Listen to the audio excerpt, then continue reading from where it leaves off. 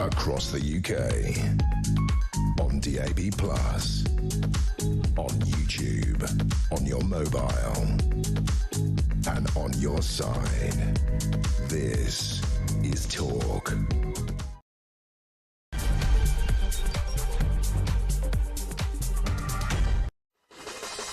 6:03, it is Friday morning. Top of the morning to all of you. I'm Mark Dolan and we've got a very busy 4 hours to come. Is it right that the BBC sneak a small boat migrant in the audience of Question Time? What's going on? How did it happen? Is it an appropriate use of BBC airtime and of the licence fee? Speaking of the Beeb, Nigel Farage attacks the corporation over racism, hypocrisy, and new mayoral elections to be delayed in 4 areas of England. Is this government now cracking down on our democracy? And we knew this would happen. David Lammy, the Deputy Prime Minister, no less, mastermind himself. His new idea is to reverse Brexit. He's the first Cabinet Minister to break ranks, saying we should join a customs union. What do you think about Brexit? Do you want to have that conversation again? Better out than in? What do you think?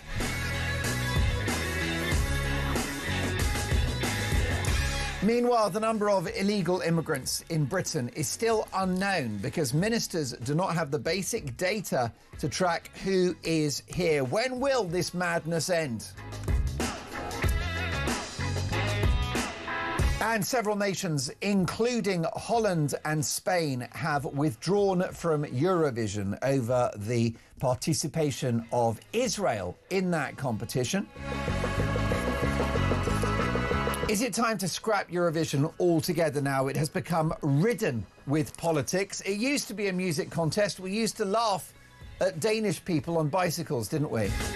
Now it's a hotbed of, in my view, anti-Semitic intolerance. Ireland, Slovenia, Spain, they've all pulled out of Eurovision because of Israel's participation. Well, in my view, and I say this as an Irishman myself, they are disgusting anti-Semites. I'm so sorry. The war is over. Israel was invaded by a terror group that are intent on killing all Jews.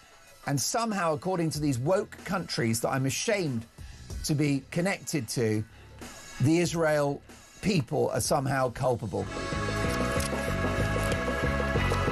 And it's all about your opinions. 0344 499 1000. Text the word talk in your message to 87222. Leave me a voice note. Does it matter what Nigel Farage said when he was 12 years old in the school playground? Is that the conversation we need to be having? Let me know your thoughts. It's all about your opinions. As the saying goes, let's talk.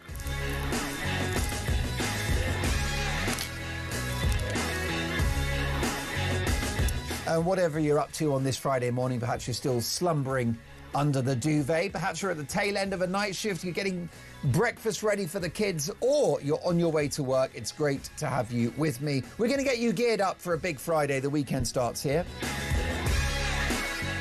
And we'll start with today's front pages.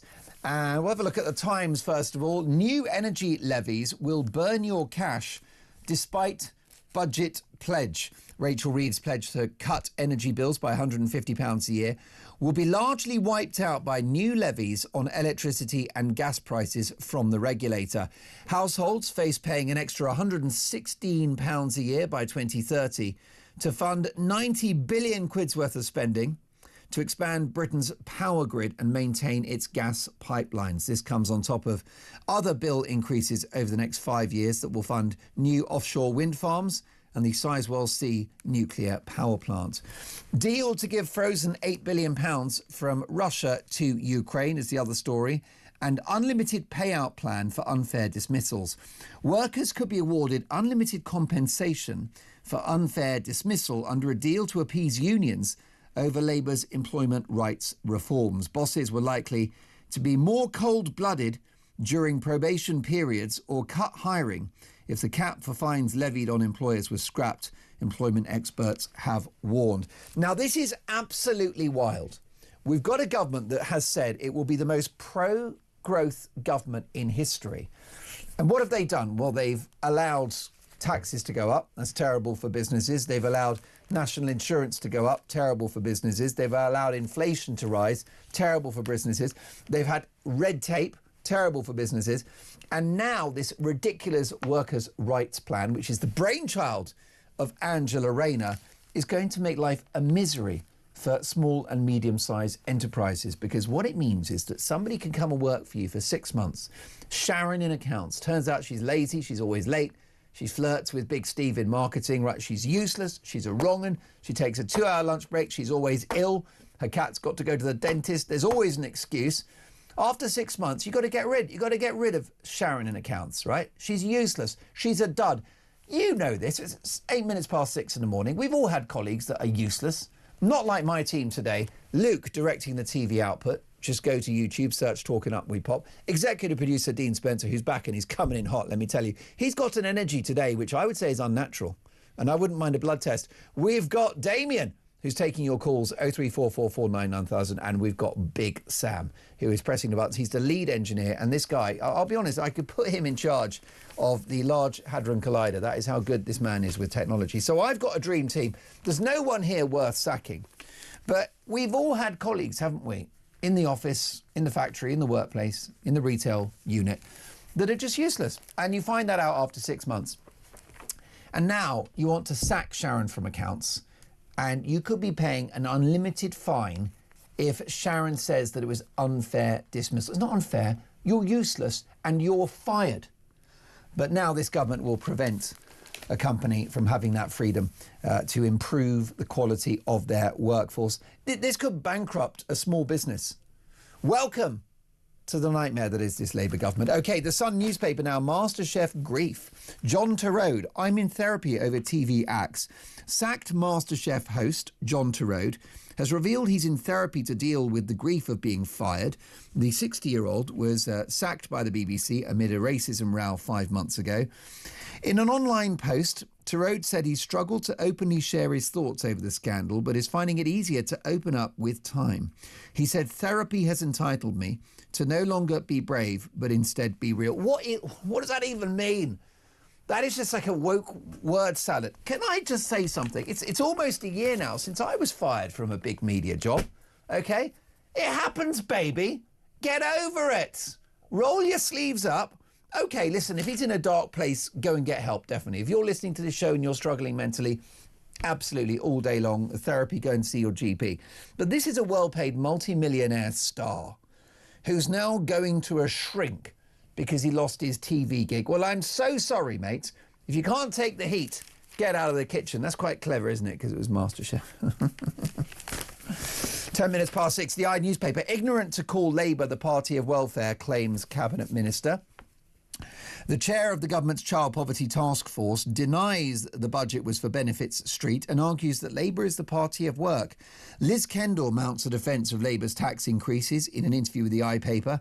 She said, we're the party that backs kids and their future. If kids grow up poor, it's terrible for them and the country as a whole. The Mirror. Novichok inquiry. Dawn's blood on his hands. Vladimir Putin is morally responsible for the death of a mum of 3 poisoned by Novichok, an inquiry found. The Russian tyrant authorized his assassins to attack Sergei Skripal with the deadly nerve agent in Salisbury in 2018, according to Chairman Lord Hughes. I'm so sorry, I've got a little bit of a bee in my bonnet about this inquiry. Do you want to know how much it cost? At 11 minutes past 6, this inquiry into the Novichok attack, £9 million, and it's taken 6 years. The conclusion is that Vladimir Putin's not a nice man. That's 9 million quid of your money, and it turns out this attack might have come from the Kremlin. It might have been authorised by Vlad the Bad. Now, this poor woman, may God rest her soul, what a tragedy. This Novichok was just lying around. She thought it was perfume. She sprayed it on herself. So she wasn't the target of Russian agents. But for some reason, once they'd done the job and doused Skripal's front door in this toxic nerve agent, they took the little device, the little vial that they had of this poison, and they just sort of left it lying around somewhere in a park or something. This poor woman finds it, and it's a tragedy for her family, for those close to her. It's a great, great injustice that it happened. It's terrible that Russia is behaving like this, committing an act of warfare on British soil, notwithstanding their illegal invasion of Ukraine. Vladimir Putin's not a nice man. I'll give you that. But 9 million quid for a 6-year inquiry that I could have told you just on day one that Vladimir Putin authorised this and it's very bad and we should deal with Russia and there should be sanctions. And we've got this addiction to these inquiries, the COVID inquiry, which, oh, surprise, surprise, supports lockdowns. Isn't that amazing? Sweden, Texas, Florida, no lockdowns. Same outcomes, if not better. But no, lockdowns are a great idea. How much was that? 200 million for that inquiry. An establishment stitch-up. The Guardian, Farage hits out as fresh claims of vindictive teenage racism emerge. That is the topic of today's Dolan's Dispatch. I'm not pulling my punches. And boycott as Eurovision clears Israel to compete. Also, lessons not learned on Salisbury poisonings. Daily Express.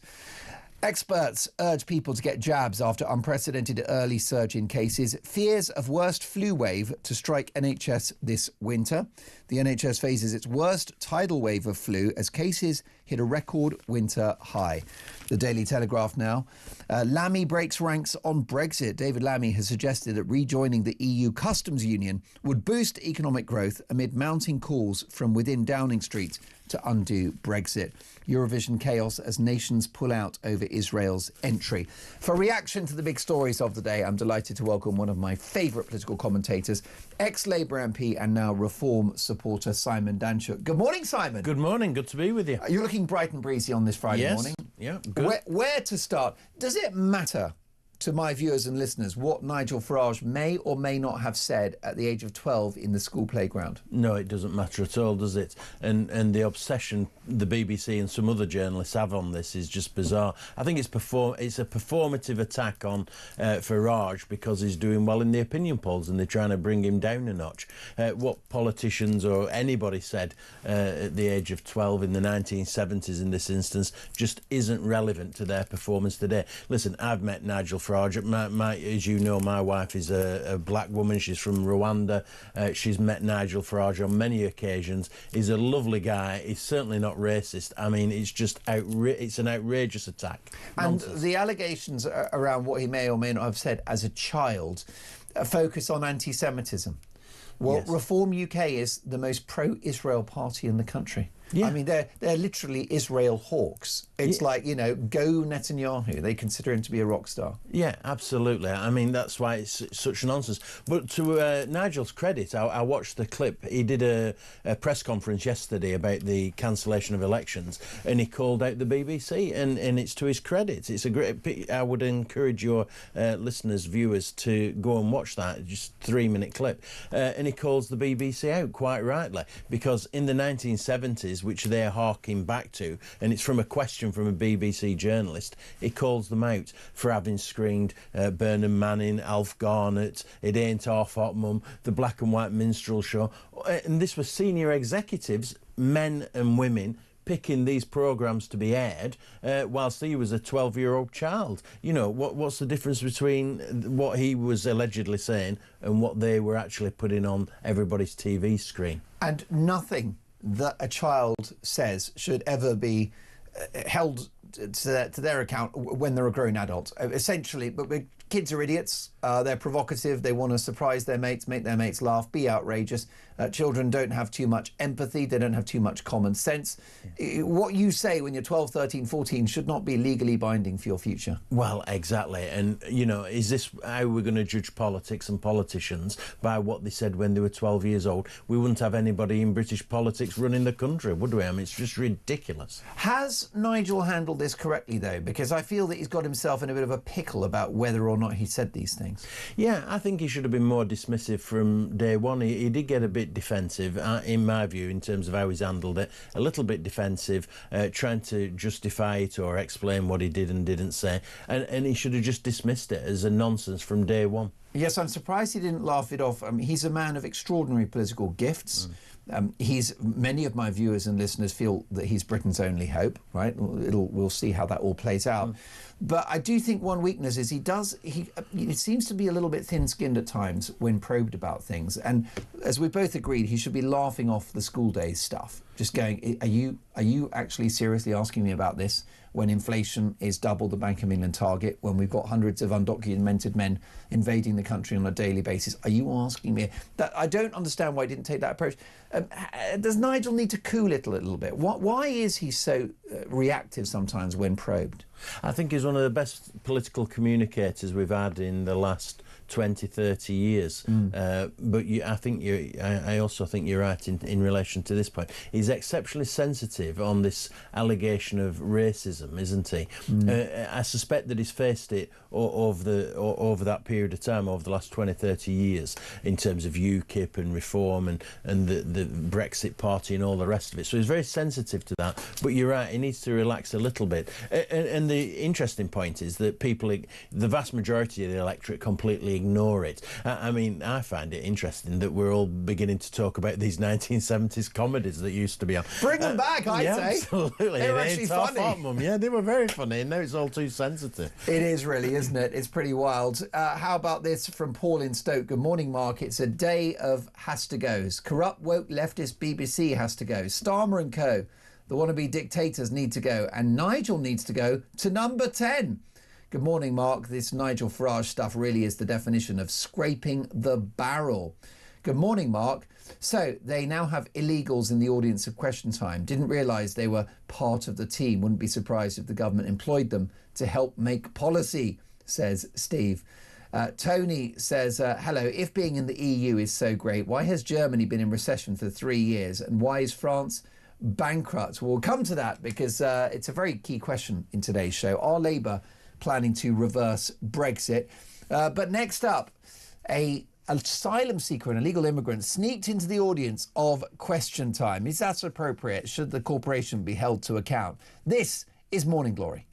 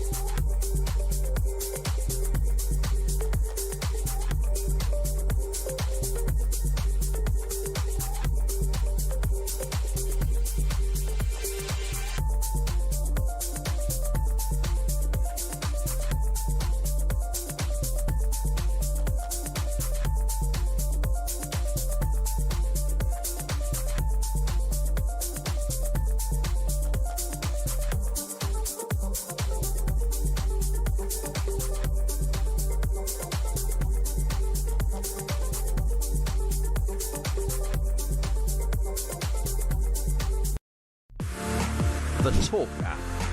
You can watch, catch up and listen to all your favourite shows and podcasts anytime, anywhere, all on the Talk app. Watching and listening to Talk just got easier. There's now only one place for the home of common sense.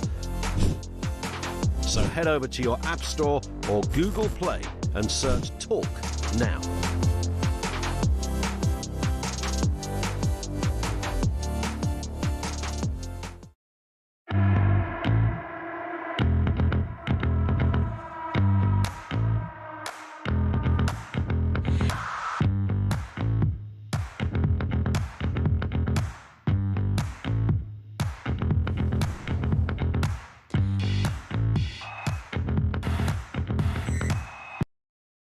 across the UK. On DAB+, on YouTube, on your mobile, and on your side. This is Talk. It is Morning Glory, Mark Dolan with you at 23 minutes past 6. Does it matter what Nigel Farage said in the playground at the age of 12 as he played with his conkers? Let me know your thoughts. 0344 499 1000.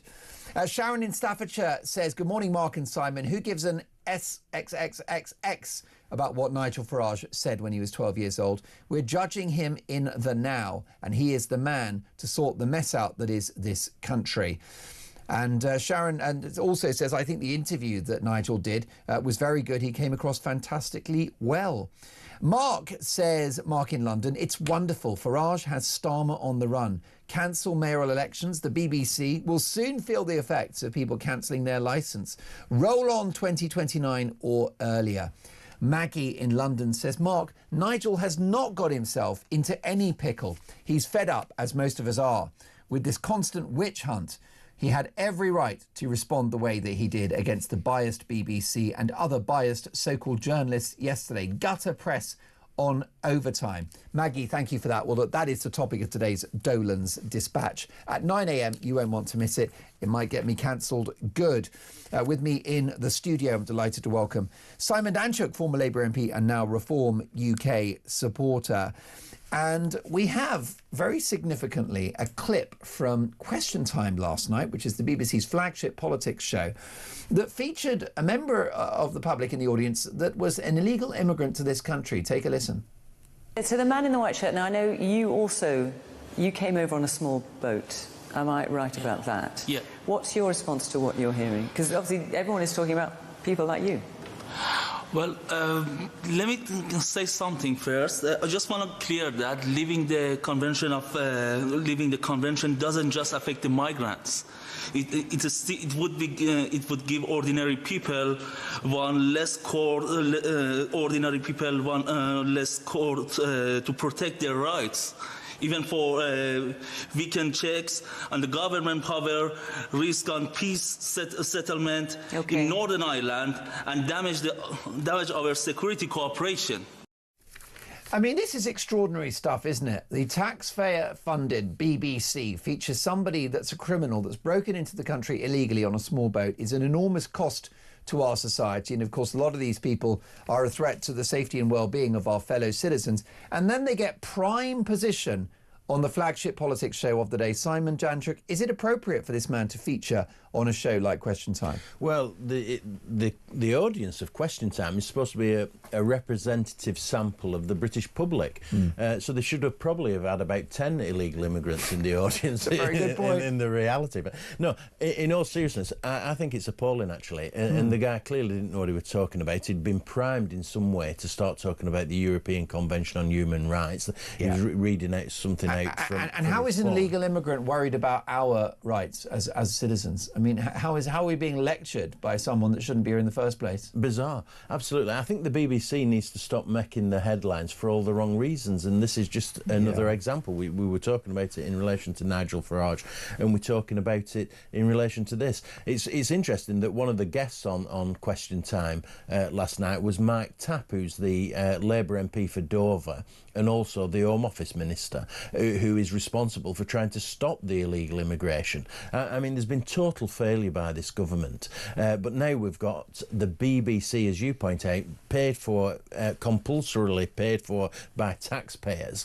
gaslighting us and putting illegal immigrants in the audience to lecture us on what we should and shouldn't be doing as a British public. It's outrageous. It is really, and as you said, this guy does not, I mean, ironically, statistically he does, but he does not represent the interests and needs of the British public, which is surely what Question Time is a platform to achieve. Yeah, absolutely. It shouldn't even be in the country. That's the reality of it. And then, not surprisingly, if you listen a little bit more into the programme, that when asked would he go back, if his country, Iran, from where he came, was safe, would he go back? Well, the answer was no. He wouldn't go back. He would stay in Britain, you know. I mean, it's a good advert for why we should be stopping illegal immigration. And I would remind listeners that under this Labour government, the numbers have dramatically increased. They promised, they had a plan to smash the gangs, reduce illegal immigration. The numbers are continually going up. It infuriates me, and I'm sure it infuriates a lot of our listeners. Well, it begs the question, does an illegal immigrant deserve to have a political voice in this country, I suppose? It's a kind of ethical debate, that one, isn't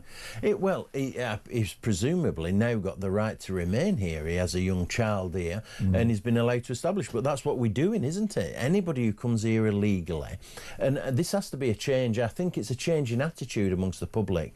We are now openly talking about deportation, and I think that's a healthy debate that we're now having.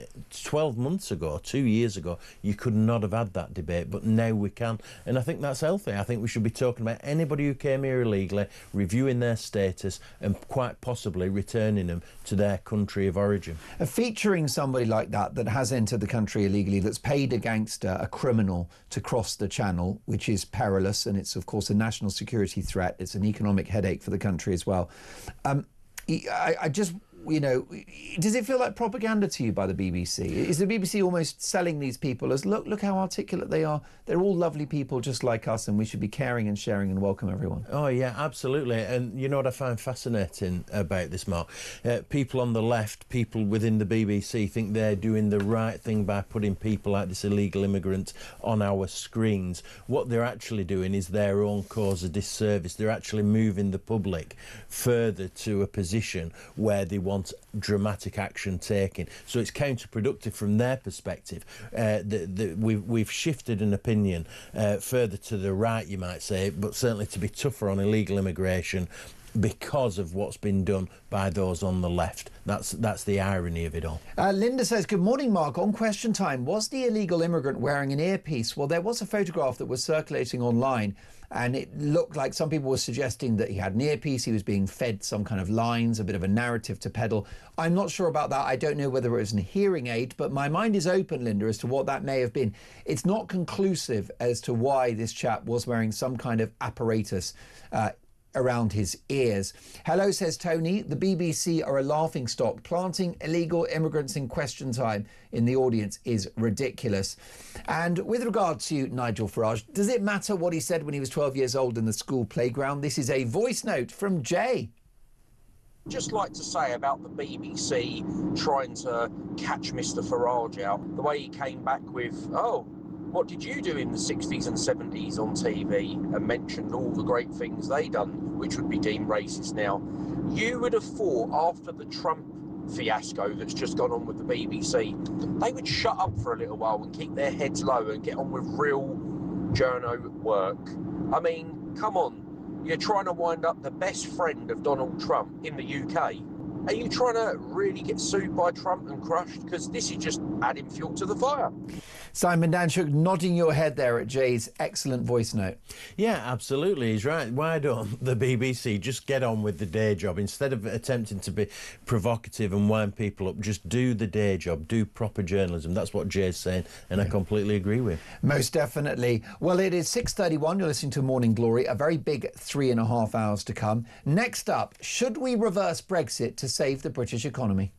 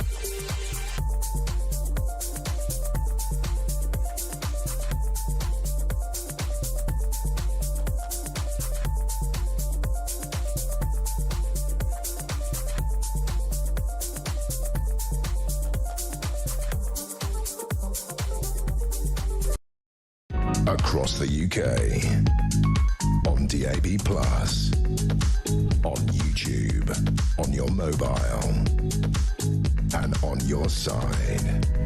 This is Talk. Morning Glory, it is 6:33. Lovely to have your company. A big 3.5 hours to come. A huge row is engulfing the BBC as it's revealed an illegal immigrant was smuggled into the audience of Question Time, the corporation's flagship political show. Do people who have entered the country illegally and broken the law to get here deserve a political voice, or have the Beeb lost the plot? Well, this from Mike in Dorset, who says, "Good morning, Mark. Great show. Does the immigrant on the BBC have a TV licence? If not, he should not be entitled to speak on the Beeb. If he has one, I need to know who has paid for it. Has it come out of benefits?" Listen, lots and lots of strong views are coming out on this one. That guy on Question Time, says Mike, was a setup by the BBC. He had a script to read on his phone. Who wrote it? And on Nigel Farage, does it matter what he said when he was 12 years old in the playground? Mike says, "I'm 66. I watched all of the programmes that flooded into our living rooms that would now be racist, and I loved them. The language of the day is irrelevant to 2025. Mike, thank you for that. What about this story in the Daily Telegraph? Lammy breaks ranks on Brexit. David Lammy, the Deputy Prime Minister, has suggested that rejoining the EU customs union would boost economic growth amid mounting calls from within Downing Street to undo Brexit. Simon Danchuk, former Labour MP and now Reform UK supporter, your reaction? Well, I think he's wrong to suggest that we should go back into the customs union. That's what he's implying. He refused to answer the question, didn't he? Lammy Dodger, as he's commonly known these days. But yeah, so he was questioned on News Agents, which is one of those podcasts that you don't really want to listen to. But when it's a News Agents, right? It's the retirement home for BBC lefties, isn't it? Yeah, absolutely. Yeah, that's right. Yeah, and they probably get well paid for it. But he's asked on numerous occasions, should we go into the customs union, and he refuses to answer, and he's saying that, well, you know, collective responsibility. He clearly wants us to go back into the European Union. I mean, that's the reality of David Lammy. But the government line is that we're not going to do that. We're not going to break Brexit. The truth of all this, the bigger point to all this, is that the cabinet and the government are in freefall. Every minister's going off at a different tangent. I mean, Starmer has not got control of his party, and he hasn't got control of his cabinet now. They are beginning to say whatever they want, whatever they believe in. There's no collective responsibility at all. The government is steadily falling apart. It most definitely is. Starmer's authority is shot to pieces, and the Deputy Prime Minister, he might not be a mastermind genius, but he does know how to kind of essentially stir the pot politically, and that's what he's doing. This is not an accident. This is not a moment of, you know, sort of political honesty. This is a game that he's playing, is it not? It is indeed, and he knows that there's many people within the Labour Party that are pro-Remain, that are pro-European Union, and you know, he could well be on manoeuvres, you know, positioning himself because everybody at that position wants to be leader of the party, wants to be Prime Minister, is Deputy Prime Minister already. He probably thinks he even has a shot at becoming Prime Minister, leader of the Labour Party. So he's positioning himself, saying that we should go back into the EU. Yes, indeed. And he said the main reason why was for economic growth. Well, what does this government know about economic growth? What I'm really worried about, Simon, is that the awful policies off the back of this short administration, they've been in power a year and a half, and two egregious budgets, right? That's the reason why the economy is in freefall. I think they're going to blame Brexit, use it as a Trojan horse to get us back in. Yeah, I think that's right. Now, whether they're running the country down deliberately in an attempt to get us back into the EU is an interesting question, but there is no doubt about it that in this very short time, 18 months, they've done significant damage to the economy, not least by punishing small businesses, which make up the vast majority of those that are creating jobs in this country. So the national insurance hike in the first budget was absolutely crippling in terms of job creation. Employers created fewer jobs because of it. And now we've got, and you touched upon it earlier, the Employment Rights Bill. It's on the front of the Times, I think, today. Rights from day one of employment killing jobs. I've spoke to small business organisations, and they're saying, you know, it will result in fewer jobs being created, and all this is dampening down the economy. You know, Starmer said in Prime Minister's questions, we are growing the economy. It's growing by about 1%. If we look at 1% growth, it's exceptionally poor. Well, it is exceptionally poor, and 1% growth is the overall GDP figure. If you put that down to, you know, every viewer and listener to this show per capita, per head, everyone's in recession, really, especially when you take into account inflation. Yeah. And that was ignored egregiously in that budget, by the way. She only mentioned inflation once, proudly saying that it would be 0.5% lower within a year. Well, that would still be almost double the Bank of England's target, which would be horrific.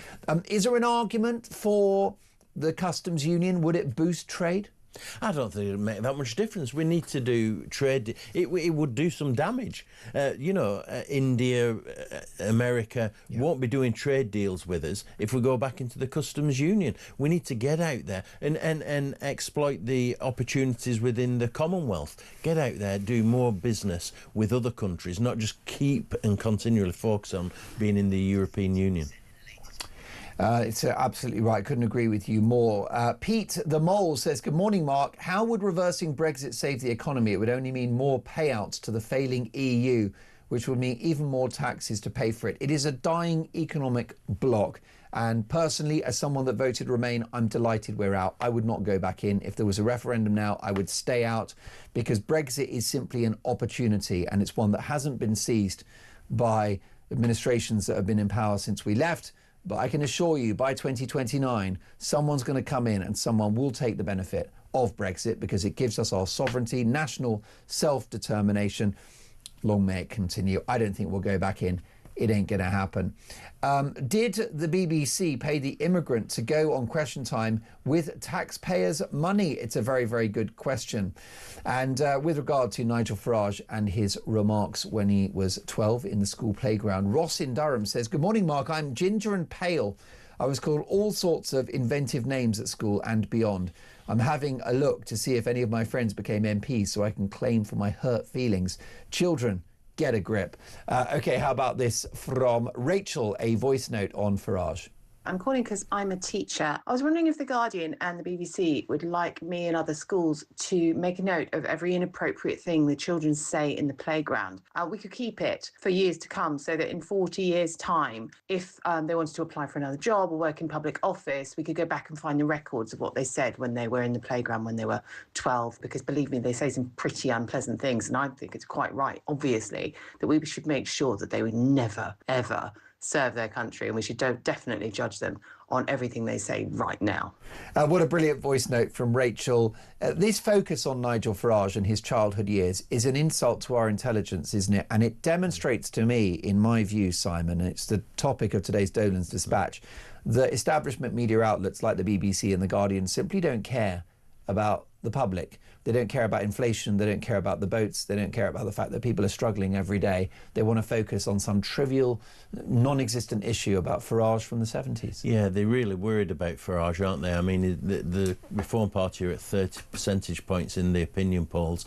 Labour are down, is it 14%? They are. We're going to talk about that after the break. They're now number 4 behind the Greens. Incredible. And so they're attacking him on any opportunity. But it just doesn't wash. I don't think, well, the opinion polls show it. People just don't buy into it.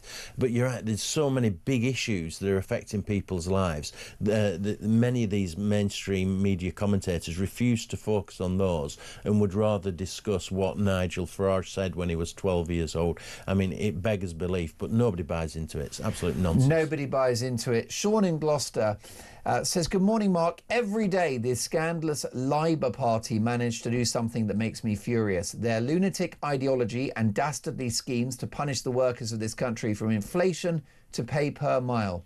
It's funny how most of the conspiracy theories have come true under this rancid lot. And Simon says, good morning, Mark. Reversing Brexit is not the answer to Britain's issues. When the British government's Labour and Tories spend £20 billion just on illegals, transport and taxis, the economy will suffer like we are right now. 40 billion plus now being spent on illegals, 23 billion plus being spent on basic accommodation 5 months ago. How does that not impact the British taxpayer and the economy? Steve says, Mark, reversing Brexit will not save the economy. All Western nations are in lockstep and will all be going down around the same time. Fiat has had its day. We've been living on a debt economy for way too long and will not be able to pay the piper. The EU are going over to digital ID and money soon. It will commence the start of the collapse of the banking system, I reckon, says Steve. Steve, I tend to agree with you on that one. And Steve, another Steve, says, good morning, Mark. Great show. Steve from Thirsk here. Remember when Diane Abbott was questioned about her support for the IRA by Andrew Neil? She brushed it off by saying, I was much younger then with a perm. My hairstyle has changed and so have my views. Nigel, says Steve, should get a perm. Zoe in Lancashire. Good morning, Mark. This BBC migrant also had an earpiece, which means he was being told what to say. Zoe, I don't know the background to that earpiece story. My mind is open as to what it may have been. Nothing would surprise me in this world, particularly with the BBC, who have a narrative to spin. But I don't have tangible evidence that this guy was somehow being fed information or any lines by a producer. But thank you for that. You're entitled to your view, Zoe, so keep it coming. Sue in Huddersfield, absolutely no to reversing Brexit to help the economy. The EU is in bad shape. It's a dictatorship and it would be a massive betrayal of the British voters. Full Brexit independence will be implemented when Reform UK are elected.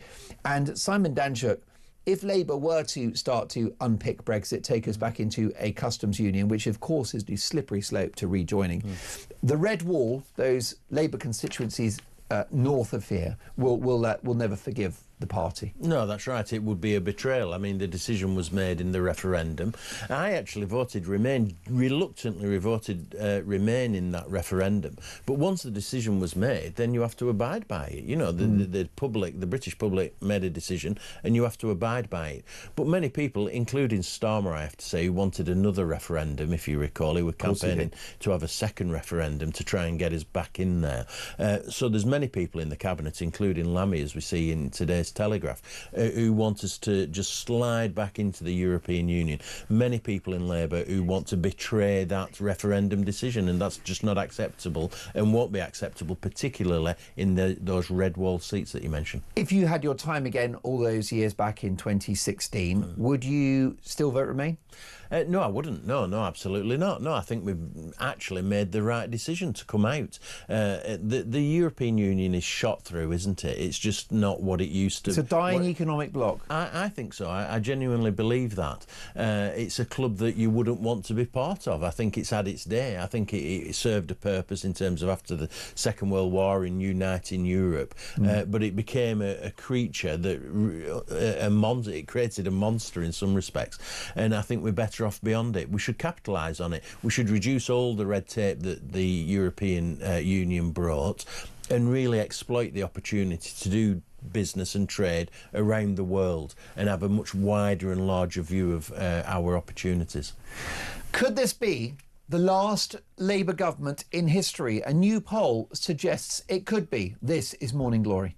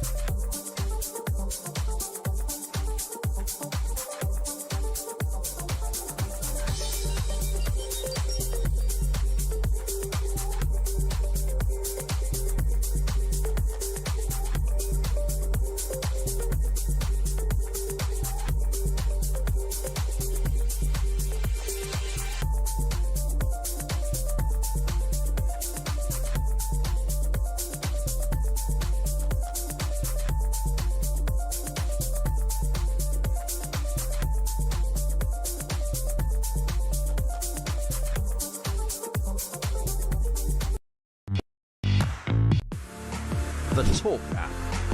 You can watch, catch up and listen to all your favourite shows and podcasts anytime, anywhere, all on the Talk app. Watching and listening to Talk just got easier. There's now only one place for the home of common sense. So head over to your App Store or Google Play and search Talk now.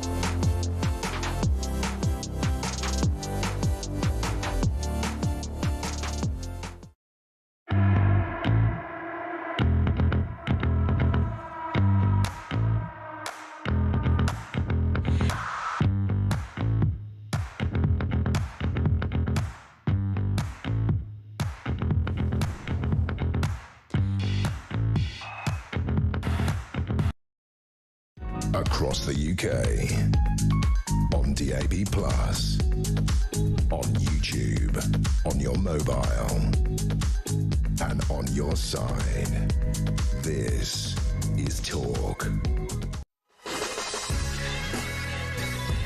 Top of the morning, it is 6:50. I'm Mark Dolan with you for a very big 3 hours. Don't forget Dolan's Dispatch on the way. Does it matter what Nigel Farage said as a 12-year-old in the playground when he was playing with his conkers? Del is in Romford. Good morning, Del. Good morning, Mark. Hi. Can I explain, first of all, very quickly what I'm about? I'm a 78-year-old alarm clock Brit, London taxi driver, off to work, and I'm Jewish, okay? That's my standpoint. I'm also a dyed-in-the-wall Conservative voter.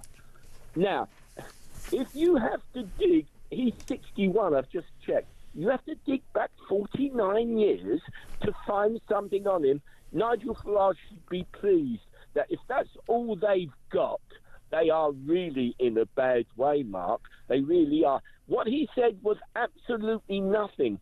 What they are doing is making it worse for us Jews who do get anti-Semitism. But there's nothing. The man is not even a millionth of an inch anti-Semitic. This is ridiculous and it's got to stop. But it's political.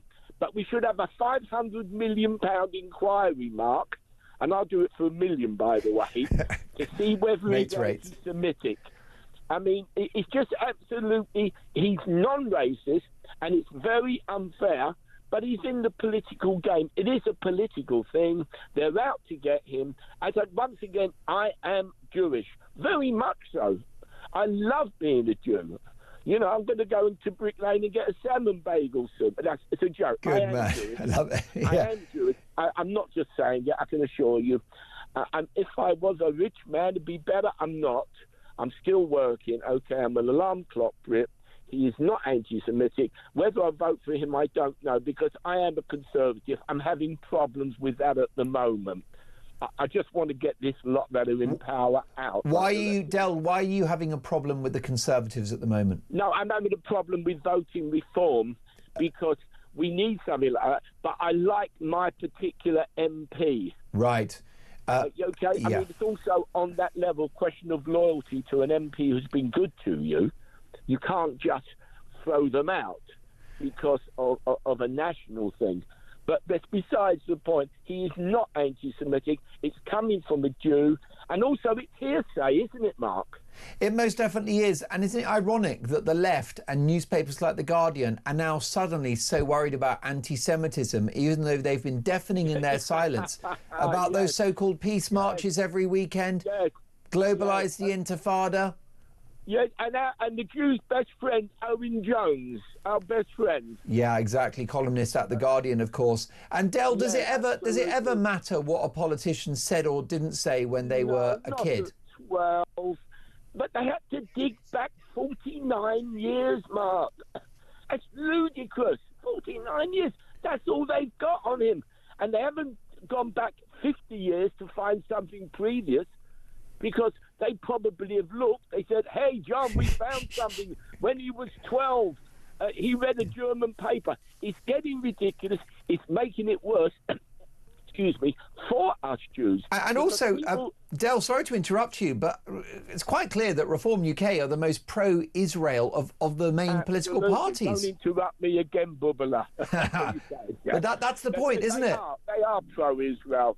And I mean, I am British. I'm not going to prove it to the world, but I do have a feeling for Israel because I know in my heart, if things got really bad, the doors are open for me. I want to survive, you know. Yeah, you do. You do. It's nothing. We're going down a very bad road, Mark, and we better stop because as Jews, we've got a lot of friends out there as well. There's a lot of people, especially talk radio. Well, listen, we do our bit.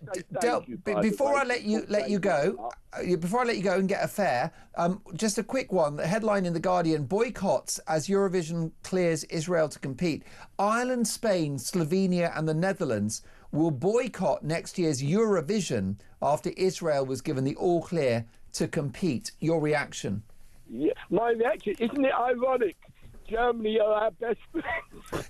Crazy. But they are.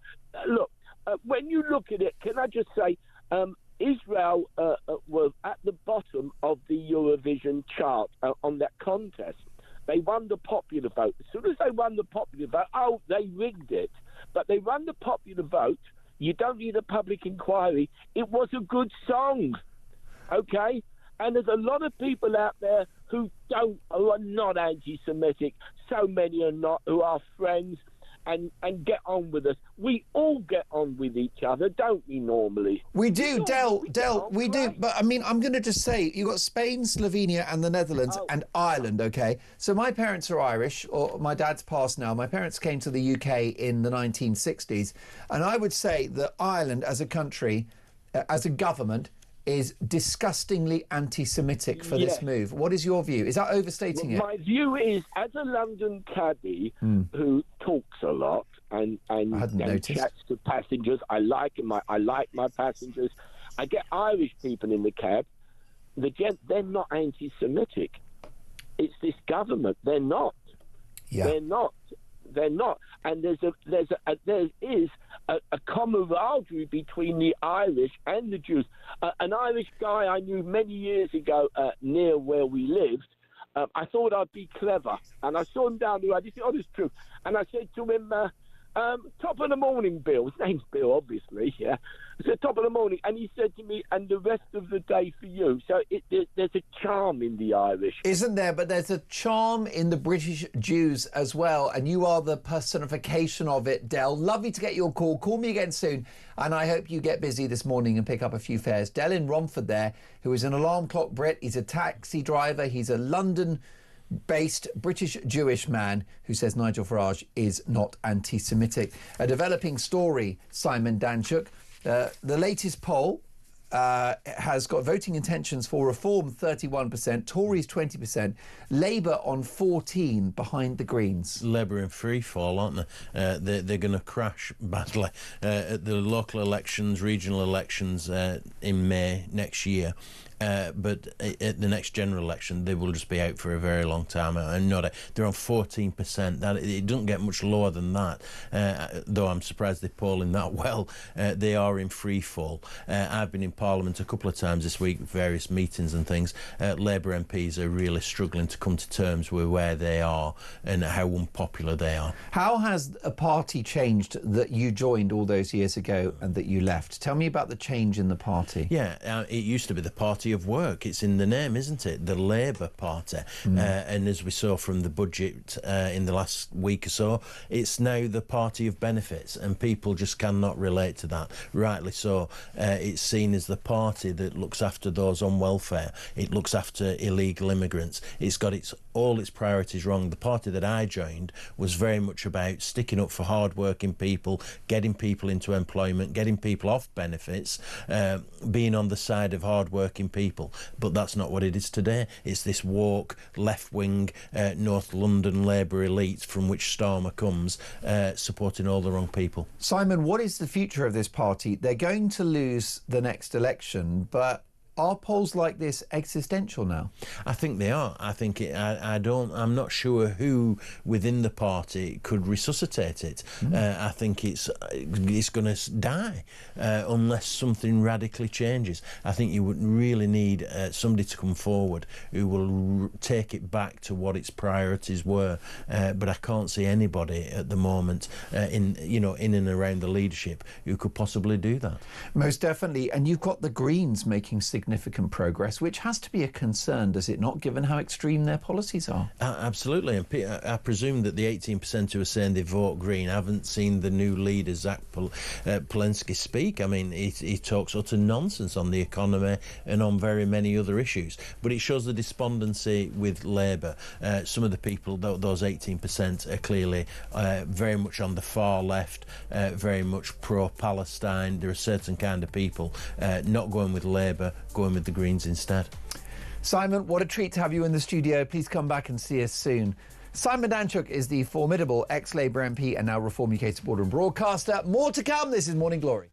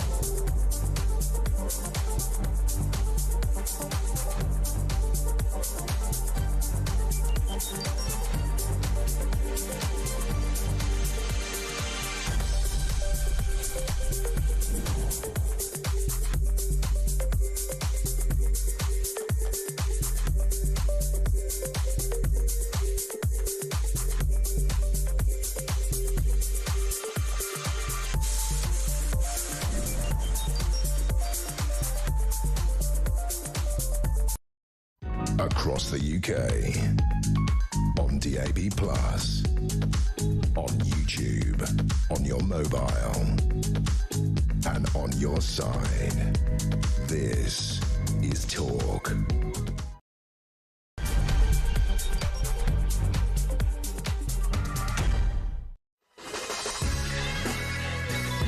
Well, a very good morning. It is coming up to 3 minutes past 7. I'm Mark Dolan. This is Morning Glory. Breaking this morning, an extraordinary row is engulfing the BBC as it's revealed an illegal immigrant was smuggled into the audience of Question Time, the corporation's flagship political show. Is this proof that the BBC have finally lost the plot? Do people that have entered the country illegally deserve a voice? Should they be on the flagship politics show? Let me know your thoughts. 0344 499 1000. Meanwhile, the war of words between Nigel Farage and the corporation worsens, with the Reform UK leader blasting the BBC for its focus on his alleged racism as a child. Well, that's the topic of today's Dolan's Dispatch at 9 a.m. My question to you this morning, does it matter what Nigel Farage may or may not have said as a 12-year-old schoolboy playing with his conkers?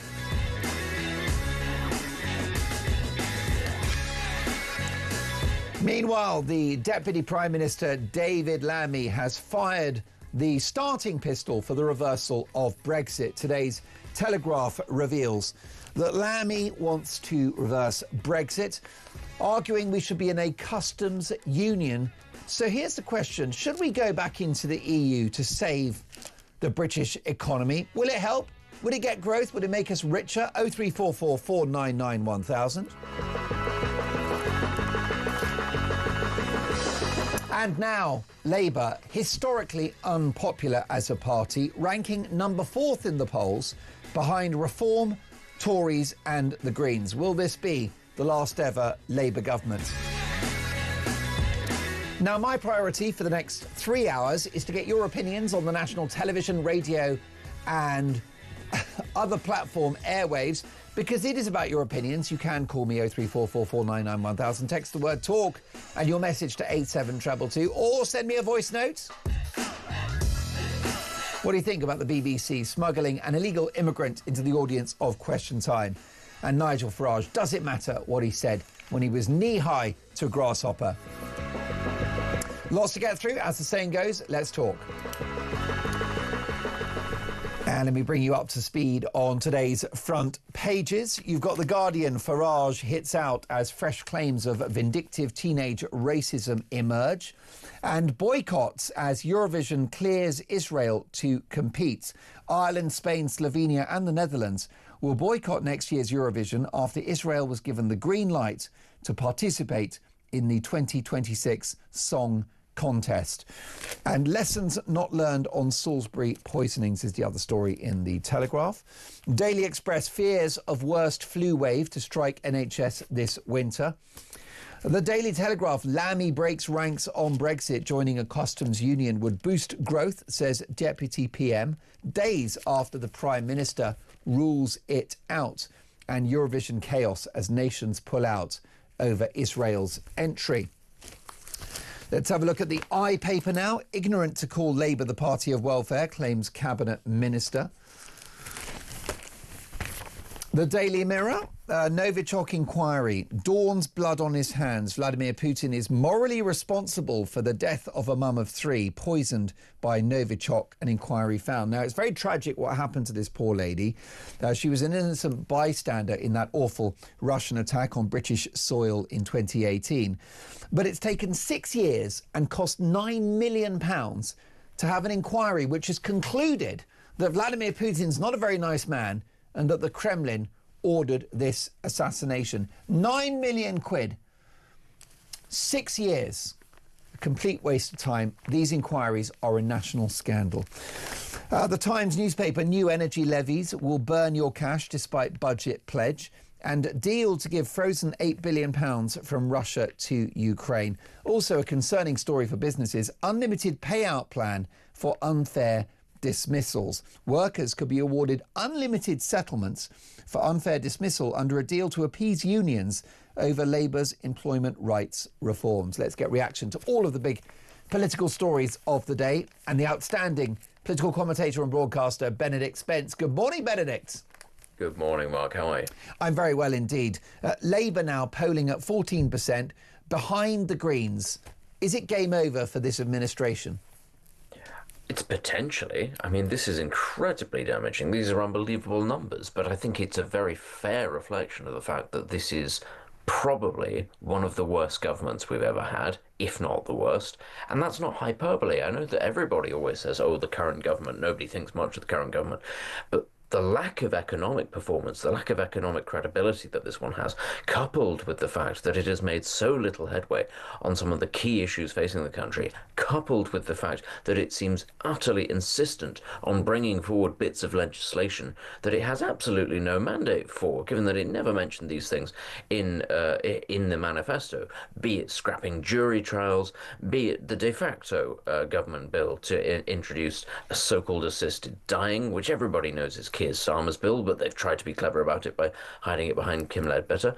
And the fact of the matter is they're not even very good at doing that either. And when we look at that and you think the Green Party, who realistically, they've not had the sort of exposure that you might expect of a major party, certainly they're not coming under the same sort of scrutiny that Reform are coming under, for instance. But even so, for them of their size to be polling above Labour, that's unbelievable in many ways.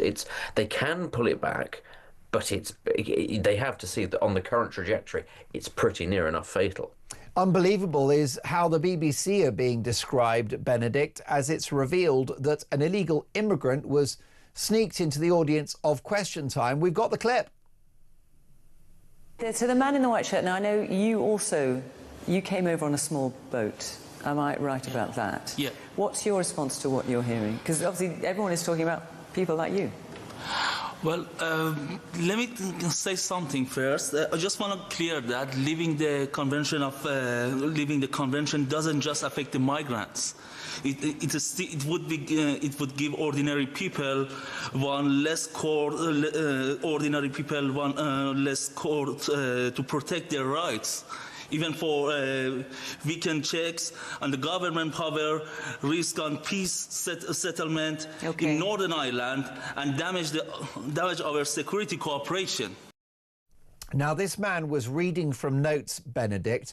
Do people that have entered the country illegally deserve a political voice on the main platform of our state-sponsored broadcaster? Well, I think it was interesting, wasn't it? Because this wasn't the only person that was planted in the Question Time audience who claimed to have been an illegal migrant who'd used a small boat. I think that there was at least one more. Do they deserve a voice? I think it's not unfair. You know, we're British. We like a sense of fair play. I think it's perfectly acceptable for them to have a chance to state their case. But actually, given the fact that there was this individual who, as you say, was sort of there for them to sort of whip out as a sort of a rabbit out of the hat situation. And there was another one in the audience that they did the exact same thing with.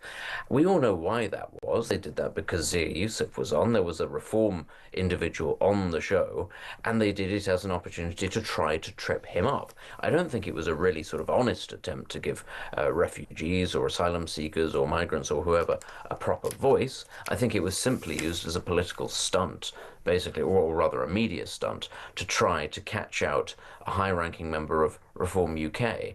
I think it's more interesting, the fact of the matter is that if you sort of look at the panel more broadly, it was heavily stacked against the perspective that Zia Youssef and many members of the Reform put forward, even though their position is nationally the most popular position. It is not universally popular to say, oh, let's have hundreds of thousands of these people, let them be in hotels, let them come, open the borders. That is not the attitude that the public wants reflected. And it's a minority view on things like Question Time, even though it's the majority in the rest of the country. But is it not glorifying illegal immigrants to give them a platform like Question Time? And is it not state-sponsored propaganda with a clear message, which is, look how articulate these people are, and they've come to the country and diversity is our strength, and they're all doctors and engineers? I mean, propaganda, I don't think it was so much propaganda. I simply think it was quite a cheap attempt to trip someone up. I think that they thought that that would be it, rather than saying, we can give you lots and lots of different examples of people who are fantastic, and therefore they're all good. I don't actually think the BBC is quite coordinated enough for that, is the funny thing. No, but what they're doing is establishing illegal immigrants as a political constituency within the country now, aren't they? Yes, I think that that's a fair way of putting it. Rather than saying, look, this was a fantastic sort of a whitewashing opportunity conducted by the BBC, I think that there was two things going on. And I think, as you say, yes, giving them a sort of a political voice, with which I suppose the BBC would then say, well, they're free to say whatever they want, even though, wink, wink, nudge, nudge, we all know what they're going to say. That's the one thing. The other thing, though, is, and this is in line with the Nigel Farage story, I think actually it's much more just in the interests of a lot of journalists simply to try to make Reform UK look like idiots. Thus far, it's not working. Most definitely. Meanwhile, the Deputy Prime Minister features on the front page of the Telegraph today, Benedict. Lammy breaks ranks on Brexit. Joining a customs union would boost growth, says the Deputy PM, days after the PM rules it out. Well, the politics of this are unedifying, aren't they? Because it means that Keir Starmer has no control over not just his party, but his own cabinet. I think that this is a deliberate ploy by Keir Starmer. I think, not unlike with Kim Ledbetter leading the assisted dying bill, so that Starmer can say, it's nothing to do with me. I think what you're going to see is many more senior Labour ministers and figures starting to say, actually, Britain needs closer ties with the European Union to give the Prime Minister a sense of political cover, even though we all know, actually, this is what he would like. And I think, actually, in some ways, it's quite clever politics. Now, look, I think it's a disgraceful thing that we're going to be discussing this, that we're going to try and reopen this conversation, the old wounds, even though the question was settled. I think it's very wrong. But I can understand why Labour would want to obfuscate and try and hide all of its other failings by reopening this particular cultural issue, for the simple fact that even though the majority of people wanted to leave the European Union, a significant enough minority, as we all know, did not. And there is a constituency of people in this country who hate Nigel Farage for having the temerity to have led a democratic vote or been a leading role in a democratic vote to leave the European Union. And I think one very good example of this is the fact that Alistair Campbell, who was a pariah in this country because of his role in the Blair government, has been rehabilitated, brought back into polite society. Why? Simply because he opposes Brexit. And it's very popular amongst a certain set of people. Many of those people, of course, given what we were talking about earlier, might be the sort of people tempted to vote Green or Lib Dem rather than Labour at the moment. I think this is a very cynical and clever way of trying to get those people back on board, bring them back over to Labour, saying, look, forget about the other mishaps, stick with us and we'll take you back into the EU. And what Labour are trying to do is scapegoat Brexit for the failures of their own economic policies. Oh, absolutely. I mean, there is a category of person in this country, like Japanese soldiers in the jungle post-World War II, who absolutely insist that this is still an issue that we need to be talking about. Brexit derangement syndrome.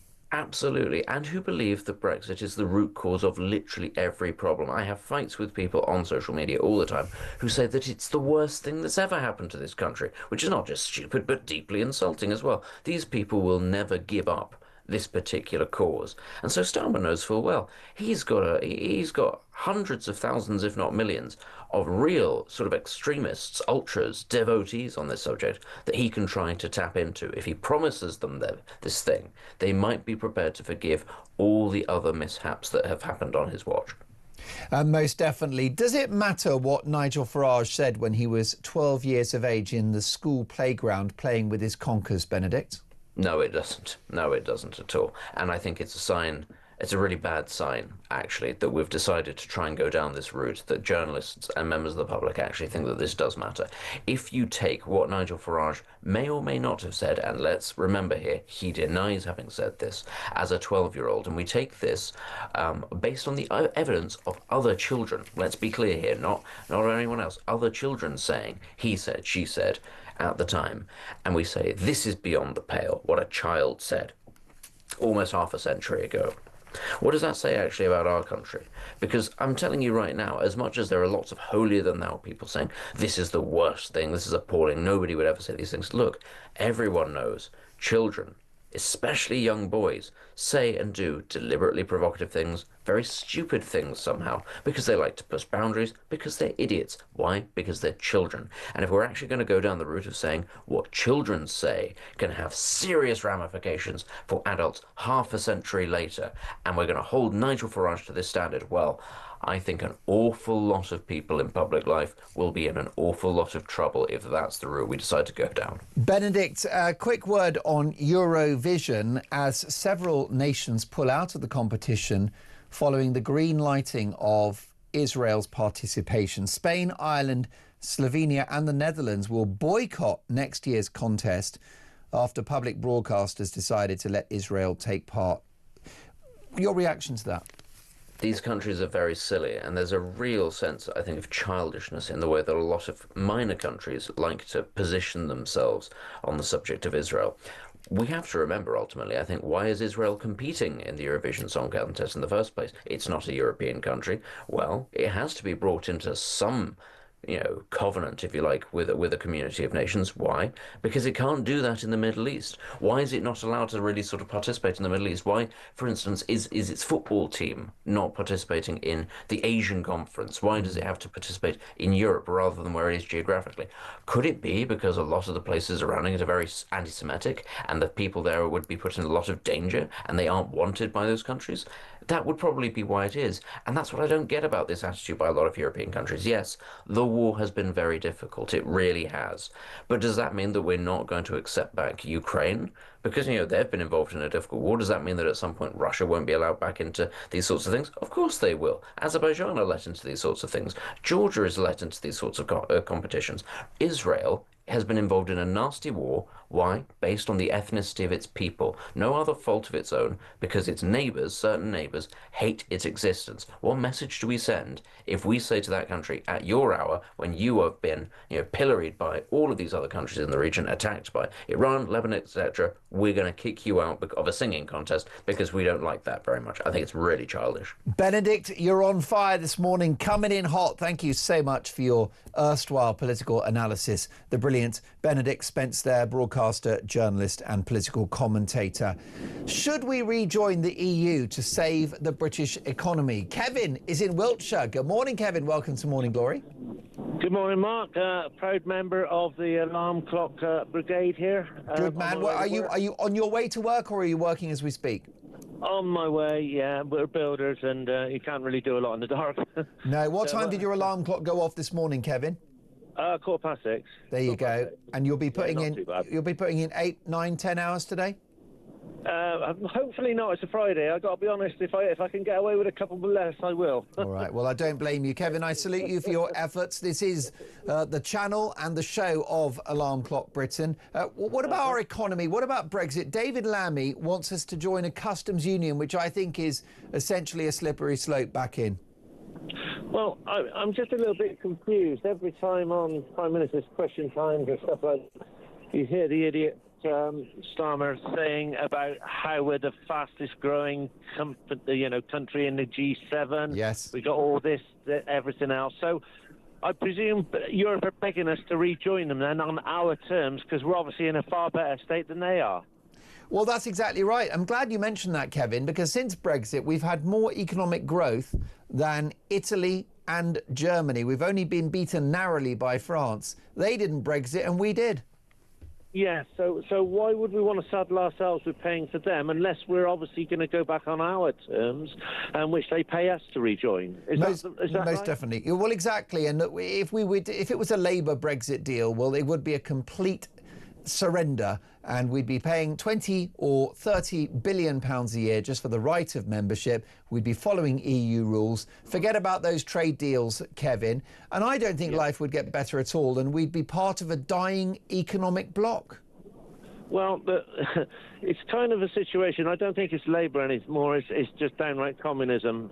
You're living in an oppressed state. It's similar to North Korea, Russia, wherever else in the world. It's probably the same.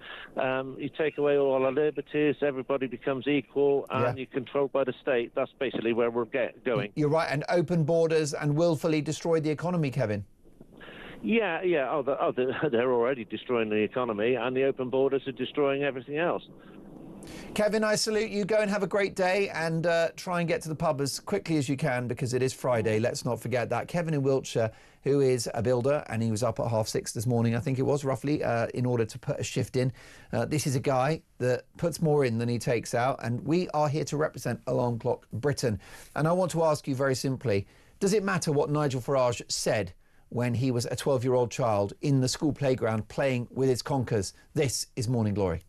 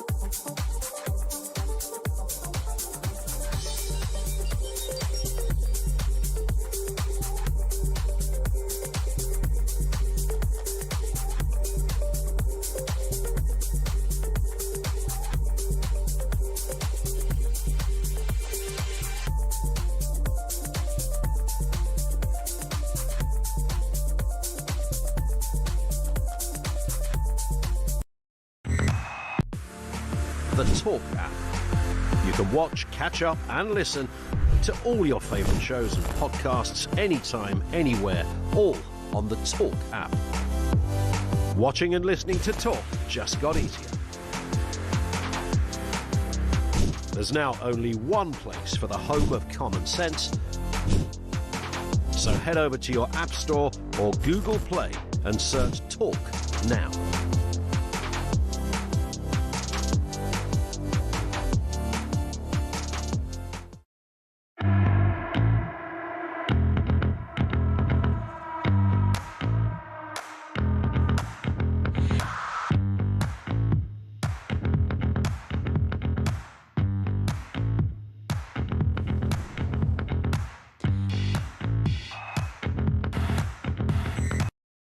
Across the UK, on DAB+,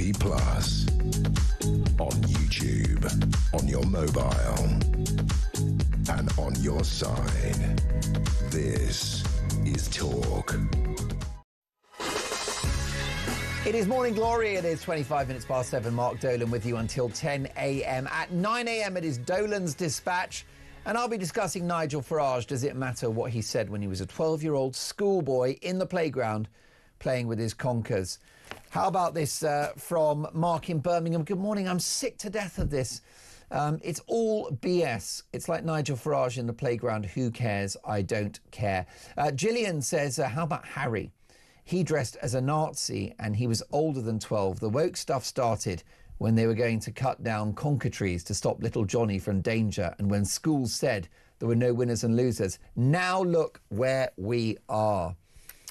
And Michelle says, good morning, Mark. Great show. Michelle from Altrincham. When Labour's polling drops into negative figures, what actually happens? Do they face any real consequences or just carry on?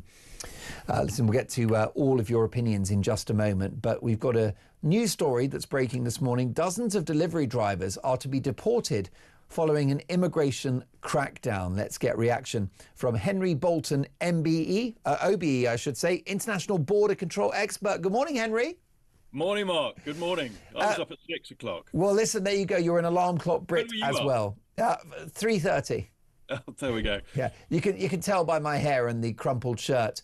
Henry, what do you make of this story? Delivery drivers to be deported. Will it work?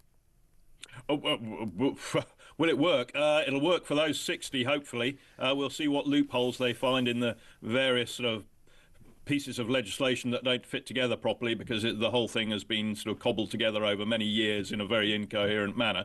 But look, let's face it. We've got to give credit where credit's due. They're cracking down a little bit on immigration enforcement, and 171 people arrested, 60 supposed to be deported. We'll see whether it happens or not. It is progress of a sort, Mark, but this was as a result of an operation that lasted 7 days last month. Now, that's not a deterrent. A one-off blitz on this sort of thing is not a deterrent. It needs to be constant. Yeah, absolutely. You can't just have a 7-day blitz and expect that to solve the problem. It will not happen. There are thousands of these individuals working illegally, and it requires an ongoing, persistent effort to A, sort of deal with it, and B, send the message that in future people aren't going to get away with it. So, as I say, credit where credit's due. Something's happening, but it's not enough. Meanwhile, Henry, the number of illegal immigrants in Britain is still unknown because ministers do not have the basic data to track who is here. This is a national scandal, isn't it? Yes, but it's a national scandal that I've been banging on about for probably about 11 years now. We are still not properly recording people in and out of the country at our borders. Now, even 20 years ago, in the Balkans, they were doing this. We still don't do it. There is no good reason not to. It's rather like defence is having serious problems with procurement and all sorts of different kit that's not functioning properly. The Home Office it suffers very similar problems. So we've got a different sort of array of technologies. We've got different procedures, different airports. The whole thing is frankly incoherent. And so that's the first problem. The second problem is that when you are making a decision on policy or on an action that needs to be taken, you have to be informed as to what the situation is, not just a sort of superficial sort of wave top level, but you've got to have the detail. And we, for a very long time, have suppressed that sort of detail. And let me give you an example. When I was a police officer, which is 25 years ago, there was a problem emerging then. We knew, and on the streets, that certain communities have a propensity towards different types of criminality. So, for example, well, no, I won't. There's no need. There's different communities have whether it's car theft, whether it's Class B drugs, whether it's Class A drugs, whether it's pimping, whatever it is, burglary. And if you don't understand those dynamics, then you can't address them properly. And it's exactly the same on our borders. If we don't know who's coming in, we don't know who's going out, we don't know what they're doing when they get here, we don't know sort of what criminal activity they've got a tendency towards, we don't know their international criminal networking. How on earth, who's working and who's not? How on earth can we make informed decisions as to how to address it? We can't. We end up trying to do, one size fits all approach, which doesn't work. I mean, in the world, in a busy, chaotic world such as the one we live in, people want simple solutions. And unfortunately, there are no simple solutions. They're complex problems that require complex answers. And people have got to realise that that's what it takes. People in the police, people in border force, people in the immigration service, people in the Home Office, ministers, the public need to understand that this is a complex issue, and we need to have that data. No data, no answer. Most definitely. Briefly, if you can, Henry, does it matter what Nigel Farage said when he was a 12-year-old boy? Good morning, says Barry. Good morning, Mark. I thought Nigel Farage was excellent yesterday, very Trump-like. I would have gone further and put the BBC on notice they'll be defunded if Reform wins the next general election. Joanna says, Mark, are we concerned at what a 12 or 13-year-old said in a different time? Should we be more concerned in a Prime Minister that as an adult volunteered in a communist Czechoslovakian labour camp who is now running our country? What do you think about this focus by establishment media on Nigel Farage's childhood remarks? I think it's utterly and completely ridiculous. If you can't draw a line on these things, Mark. You can't sort of say, well, at the 5-year point, you can't, 5 years ago, anything beyond that is not relevant. Anything since it is. Look, it is what the man is doing and saying now. It's whether or not we trust him now, the public. It's the same with everybody else. We all of us, myself included, have been on a sort of political journey in politics. You change, you evolve, your thinking changes. Look, he is leading a very successful political party, and if you dig back into anybody's past, you can probably find something to try and undermine them, and that's what's happening here. And we've got a media class that is simply after scandal. They're not after real news. They're not trying to inform the British public as to what the situation is that they face here and now and going into the future. They're trying to dig up stuff in the past because it sells headlines. And I think that's an appalling way of dealing with it. And it actually perverts democracy because it's shaping public opinion rather than informing it. Nigel, I don't believe that Nigel has a racist bone in his body.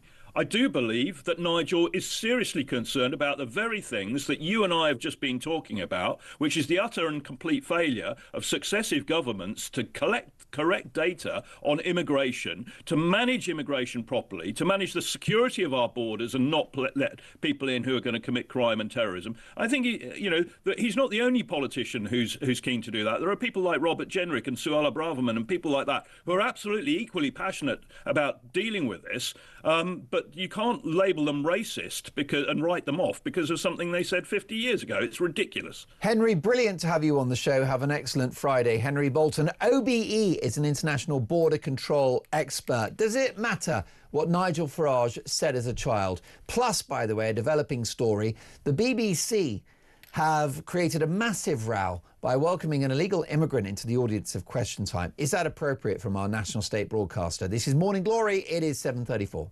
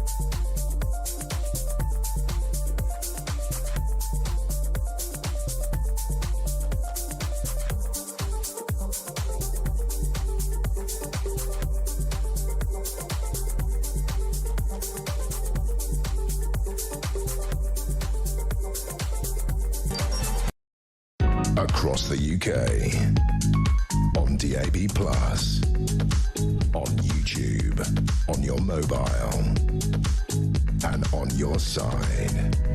This is Talk. Morning Glory, it is 7:37. Mark Dolan with you until 10 a.m. Lovely to have your company. Happy Friday, one and all. Does it matter what Farage said as a 12-year-old? Reg says, good morning, Mark. When I was 12, I was a horrible little kid. I used to say I supported the National Front. I used to wear white bootlaces in my Dr. Martin boots and had a skinhead. I used to think that I was the real deal. Why not run forward to 2025, I married an Indian girl. My best man was a Yugoslavian, and I currently have a lodger who's a Muslim. So yeah, when you're a kid, you do a lot of stupid things. Cheers for that. And what about this story? The BBC welcomed an illegal immigrant into the audience of Question Time. Is that appropriate? Zoe says, good morning, Mark. The Beeb migrant got refused asylum in 7 other countries before landing here. That is a red flag. Also had an earpiece, which means he was being told what to say. I don't have evidence to prove that's the case, Zoe, but you're entitled to your opinion on that one. And he did look, one of them, to have been reading from notes. Jenny in Bicester, regarding the European Union, should we go back in to save the economy? Jenny says, Mark, we would not be paying billions in pounds, we'd be paying billions in euros, because they would insist that we joined the euro to ensure that we could never reverse the betrayal. Jenny, for that. Listen, what about facial recognition cameras that's being rolled out across several British cities in this country? Would facial recognition cameras make us safer? Mike Neville is a former Met Police detective. Good morning, Mike. Yes, good morning, Mark. My expertise in the police was catching people with images, CCTV and the like. Well, that's really, really good to know. Do you think that this kind of facial recognition technology will make my viewers and listeners safer? I think in some ways it may do. You know, if we were going to target terrorists and child molesters, people intent on causing violence. But the trouble is all the time when you give people technology, it can be used for the wrong things. So if you look at CCTV cameras, we've got millions of CCTV cameras across the country, and we were told they would make us safe. Yet only about 5% of suspects caught on CCTV are ever actually identified or anything done about it. So all that money was wasted. But if you look at CCTV, of course, if you get robbed, then the police will probably not find the images. But if you park your car in the wrong place, then it will always catch you, and you'll have £200 taken off you. So the trouble is with these things is that they start off, it's seemingly a good idea, and you have politicians, coming out and saying, "Oh, we caught this child molester, we caught this rapist," and that's a great thing. But it's what they use it for later. And we both know, we've discussed before, two-tier policing, how they target different groups in different ways. And I just think we need more assurance that the police are going to use this effectively. And I don't think they're doing that at the moment. Is there a danger that this sort of technology being rolled out is a replacement for old school policing? Yes, very much so. And people get obsessed with technology. So I know at Scotland Yard that, when it came to images, only about 5% of them were suitable to be run through facial recognition. But I had a team of what was called human super recognisers, and they identified 60% of the images. So human beings are very good at identifying faces. And the other thing as well, Mark, is that the law says that you cannot be arrested from facial recognition unless a human says, "I agree." And that's, in my view, that's a good thing. A human must be involved.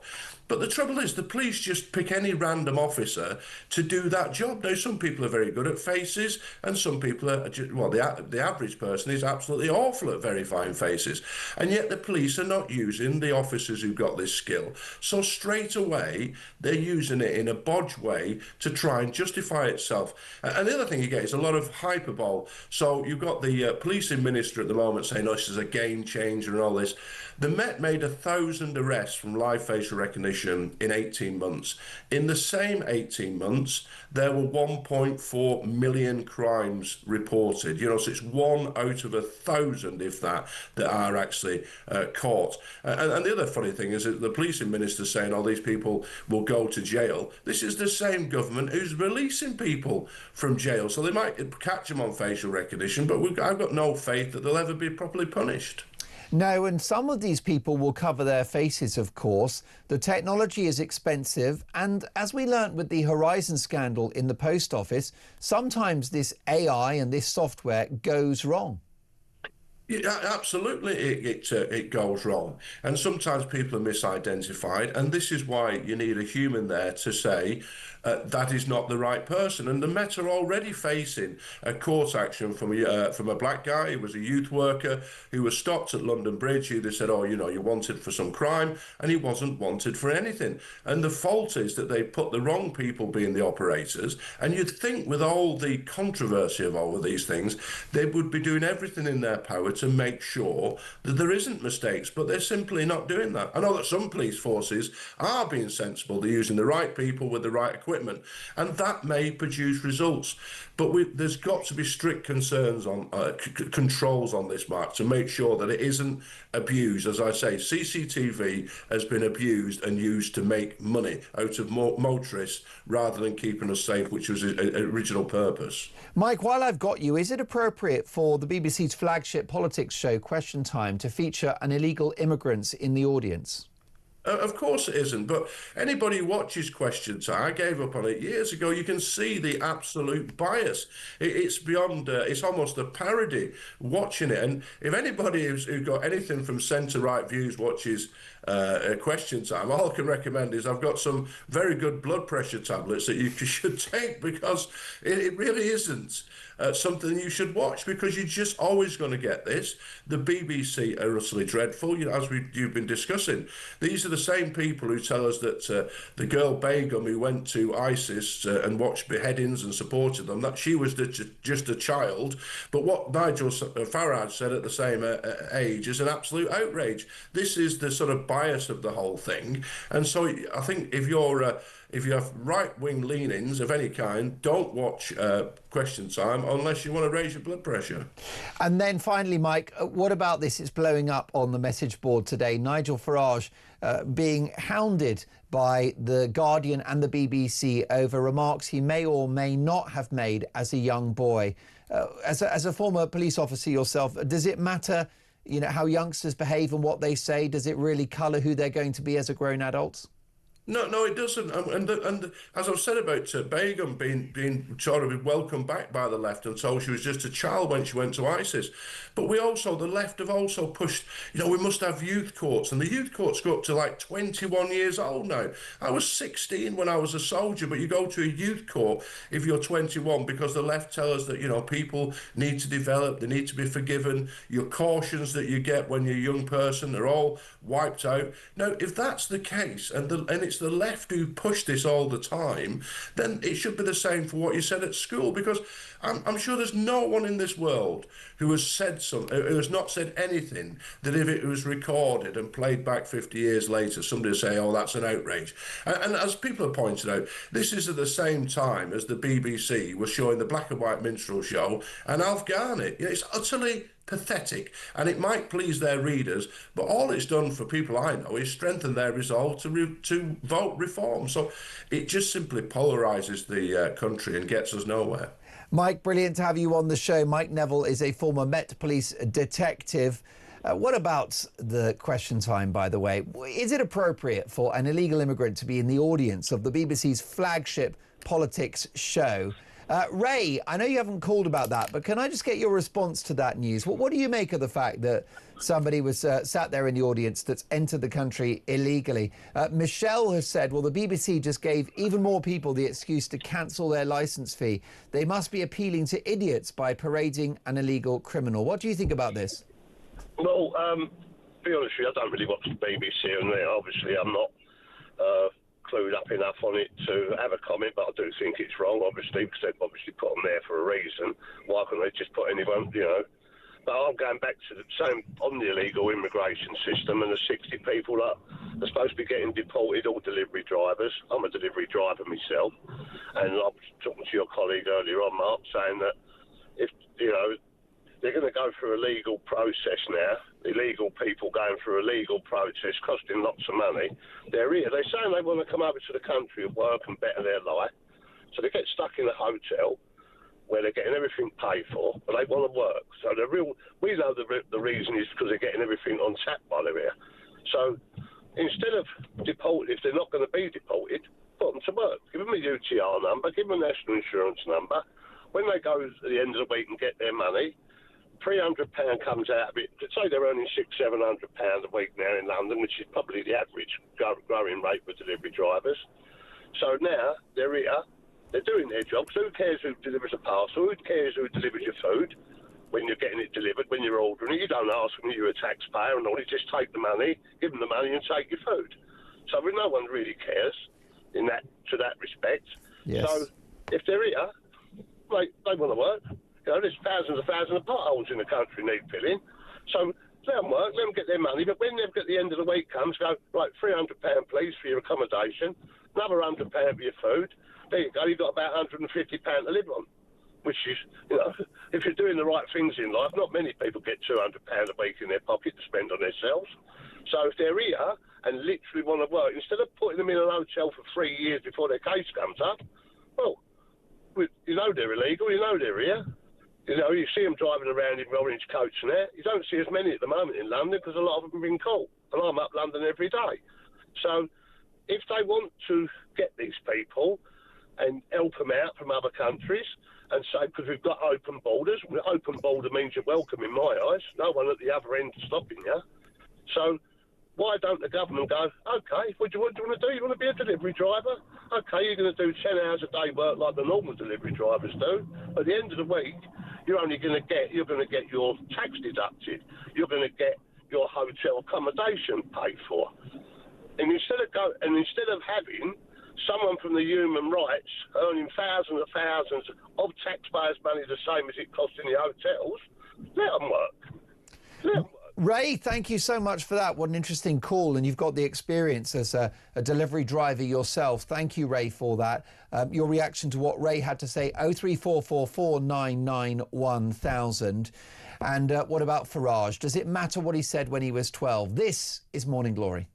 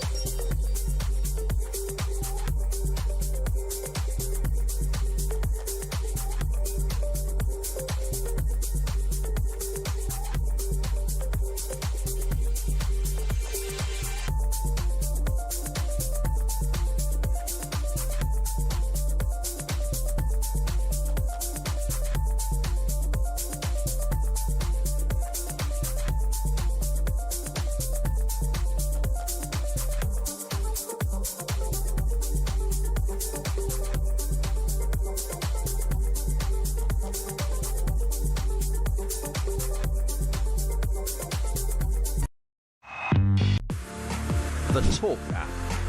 You can watch, catch up and listen to all your favourite shows and podcasts anytime, anywhere, all on the Talk app. Watching and listening to Talk just got easier. There's now only one place for the home of common sense. So head over to your App Store or Google Play and search Talk now.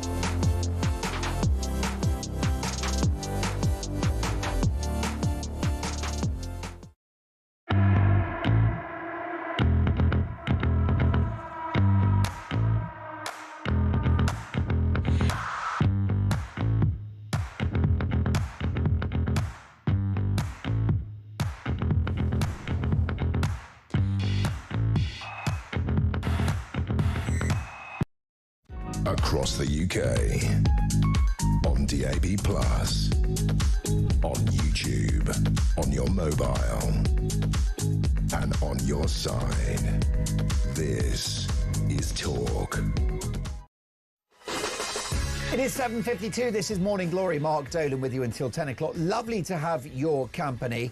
There's a lot of anger out there about the witch hunt of Nigel Farage in regard to his alleged comments made as a schoolboy. Amanda says, Mark, for pity's sake, all those criticising Nigel Farage need to grow up and stop behaving like children themselves. George in London says, hi, Mark, it's amazing that the mainstream media and the left-wing alliance are willing to go back nearly 50 years to dig up meaningless schoolboy remarks from Farage, but are totally blind to the fact that Starmer attended an actual communist training camp behind the Iron Curtain, and former ministers like Abbott pledging their support to one of the greatest mass murderers in history, Chairman Mao.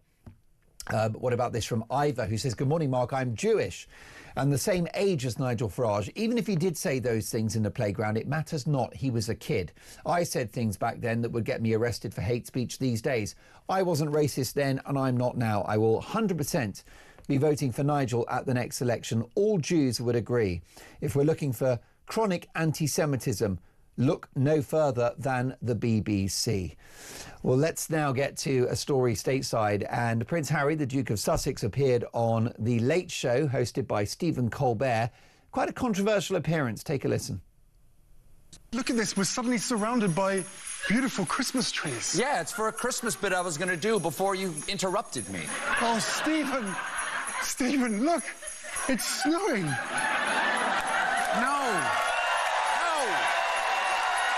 Stop it! This isn't snow. They're just already starting to tear down the Ed Sullivan Theatre. This is asbestos. The asbestos is giving the horses the seizures. Stephen, you just have to believe. Doesn't this prove anything can happen? I mean, minutes ago, you said it was impossible. But look, isn't there a handsome prince standing in front of you right now?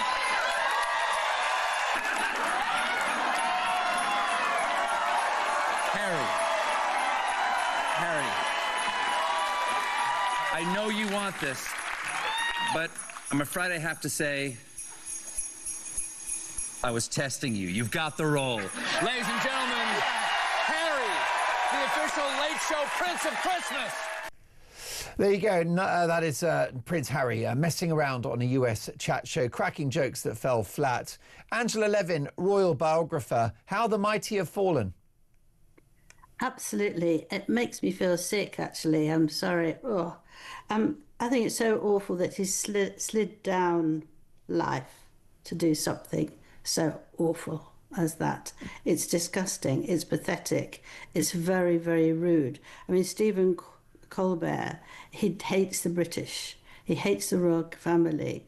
He made lots of rude comments about Princess Catherine when she was having treatment. And how on earth should he do it with somebody like that? It's been rude. Everything that he says is rude. But he also looks up, he can't act. Who taught him to act? Who taught him? You know, he hasn't got any idea about acting. I said, do you know anyone who's famous? And he said, oh, yes, one, ha, ha, ha. You know, guess who that was? Meghan, but that's not famous either. Everything about it is disgusting. He makes mockery of being sort of perhaps gay man, holding people's faces and looking at them so nicely. Yeah. Oh, I'm so happy.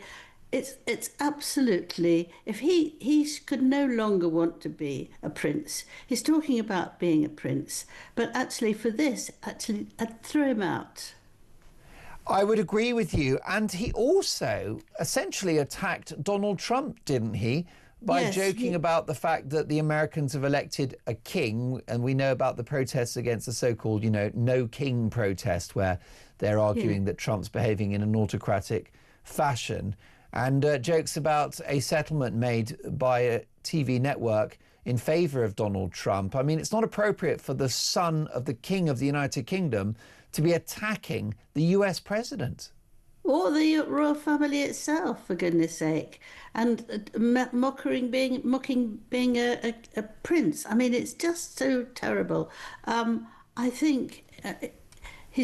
must be doing it deliberately, because as he can't seem to get back in with the royals, that he's going to be nasty as can be and make ridiculous things, behave really badly. He's like a sort of, here's somebody who's about the age of 12 in his behaviour, because he has a responsibility and he's not following it.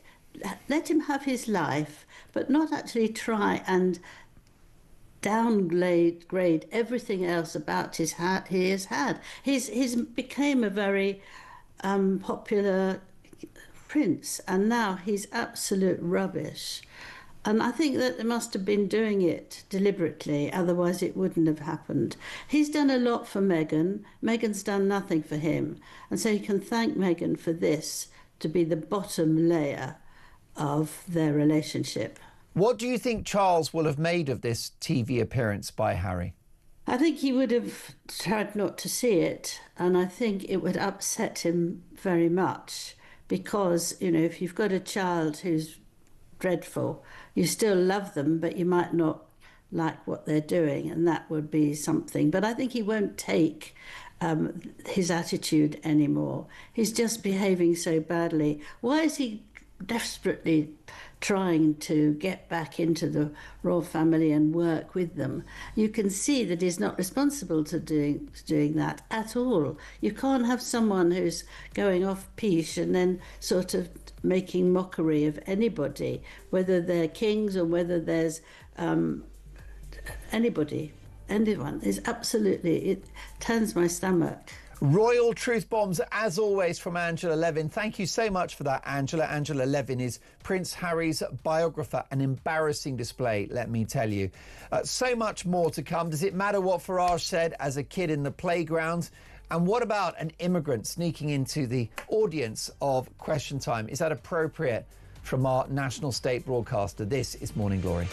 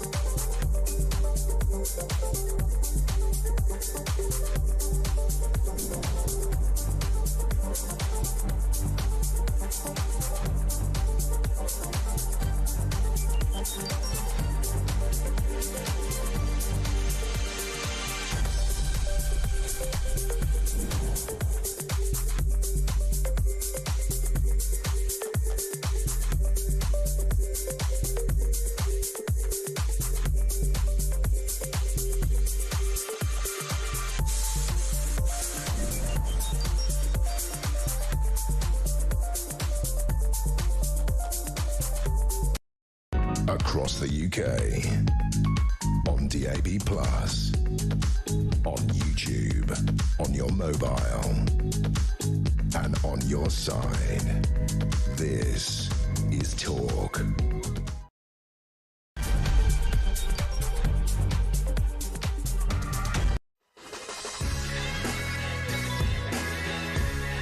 Coming up to 3 minutes past 8, I'm Mark Dolan. This is Morning Glory, and breaking this morning, an extraordinary row is engulfing the BBC as it's revealed an illegal immigrant was smuggled into the audience of Question Time, the corporation's flagship political show.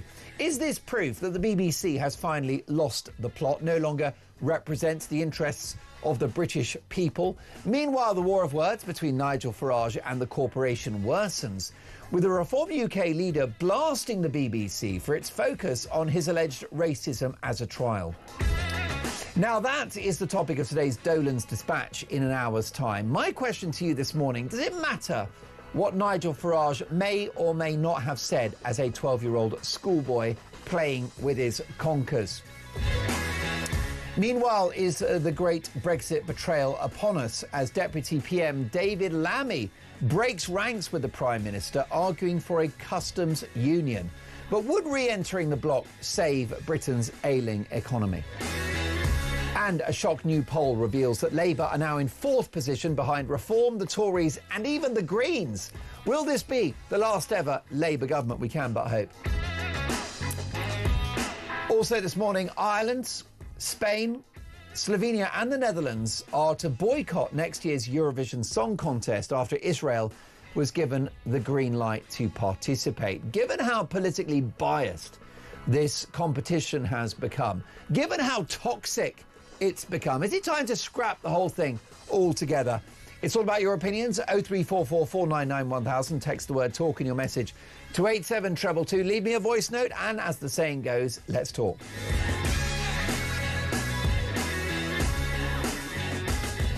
Really shocking scenes on Question Time last night as somebody that's broken into the country illegally, paid a gangster, paid a criminal to get across the channel in a dinghy, is suddenly given this wonderful platform on Question Time as a demonstration that diversity is our strength and all of these folks are doctors and engineers. I think it was propaganda. I'm horrified.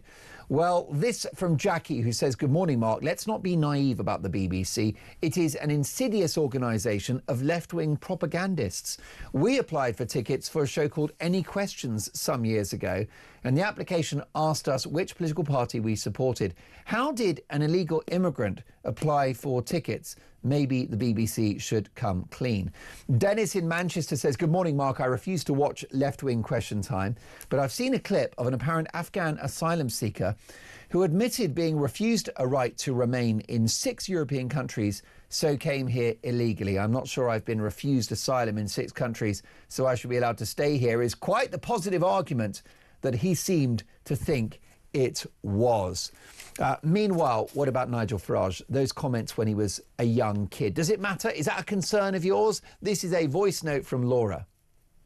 Morning, Mark. Of course it doesn't matter what Nigel Farage said 50 years ago.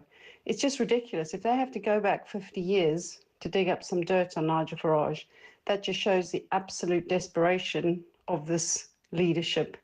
I mean, we only have to go back a week to find something offensive that they've done. I agree with that. Phil says, Mark, when the comments Nigel Farage is supposed to have made were the same decade that saw Basil Fawlty on the BBC doing the goose step with his right arm raised in the Germans episode, half the country fell about laughing at it. Completely agree. And this from, let's have a look, we've got Colin in Colindale. Good morning, Mark. Did the BBC pay the illegal migrant an attendance fee? And Cliff in Berkshire, Mark, if the guy on Question Time was an illegal immigrant, then, frankly, there is not a case to answer regarding the assisting of an offender law. Apologies, Cliff. I think there might have been a typo in that message. But if you want to resend it, I'd be happy to share your views. Eurovision, do we need to scrap it now, given the fact that there are so many incredibly anti-Semitic countries that are part of it, right? Ireland, let's have a look. Where are we? Too many countries here. Spain, Ireland, Slovenia and the Netherlands will boycott the Eurovision Song Contest because of Israel's participation. This is a voice note from Phil. Hi, Mark. The thing about the Eurovision Song Contest, mate, it makes me laugh. It's a song contest. Who gives an absolute monkeys which countries boycott it? It's not the Olympics. It's not even supposed to be a political standpoint. It's a blooming song contest. Who cares? Phil, I share your frustration. 8 minutes past 8, this is Morning Glory. Front page of the Daily Telegraph, Lammy breaks ranks on Brexit. David Lammy has suggested that rejoining the EU customs union would boost economic growth amid mounting calls from within Downing Street to undo Brexit. Let's get reaction from one of the founding fathers of Brexit, former Conservative MP Sir Bill Cash. Good morning, Sir Bill. Welcome to Talk. Mark, what a pleasure to see you again. Well, I'm delighted to have you back on the show. Of course, you were a very, very authoritative voice on Brexit in the run-up to and following the referendum. Are you surprised by the mood music within the governing party that we need to be back in?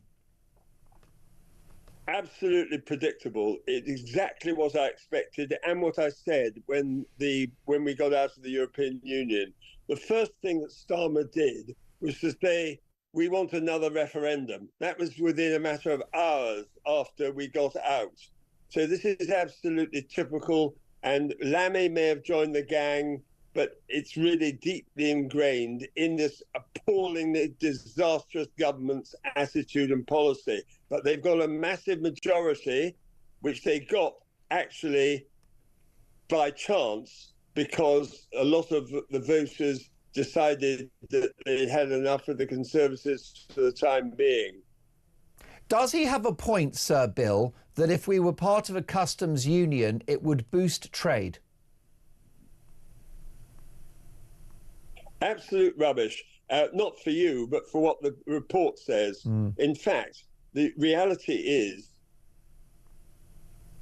that arguing actually says that we would have a loss of 8% of GDP, which is not accurate for the simple reason that all the arguments that are put forward are based on false statistics. And the other is on the customs union. You can't go back into the customs union if you are out of the EU.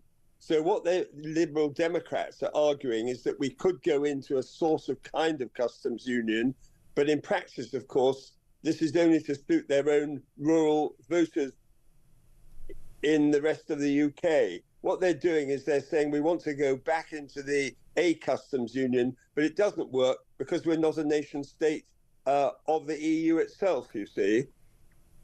It's complete nonsense, I'm afraid, Mark. And do you think there's a strong argument to be made that Brexit has been a success? What's your appraisal of Brexit now that it's happened, Sir Bill?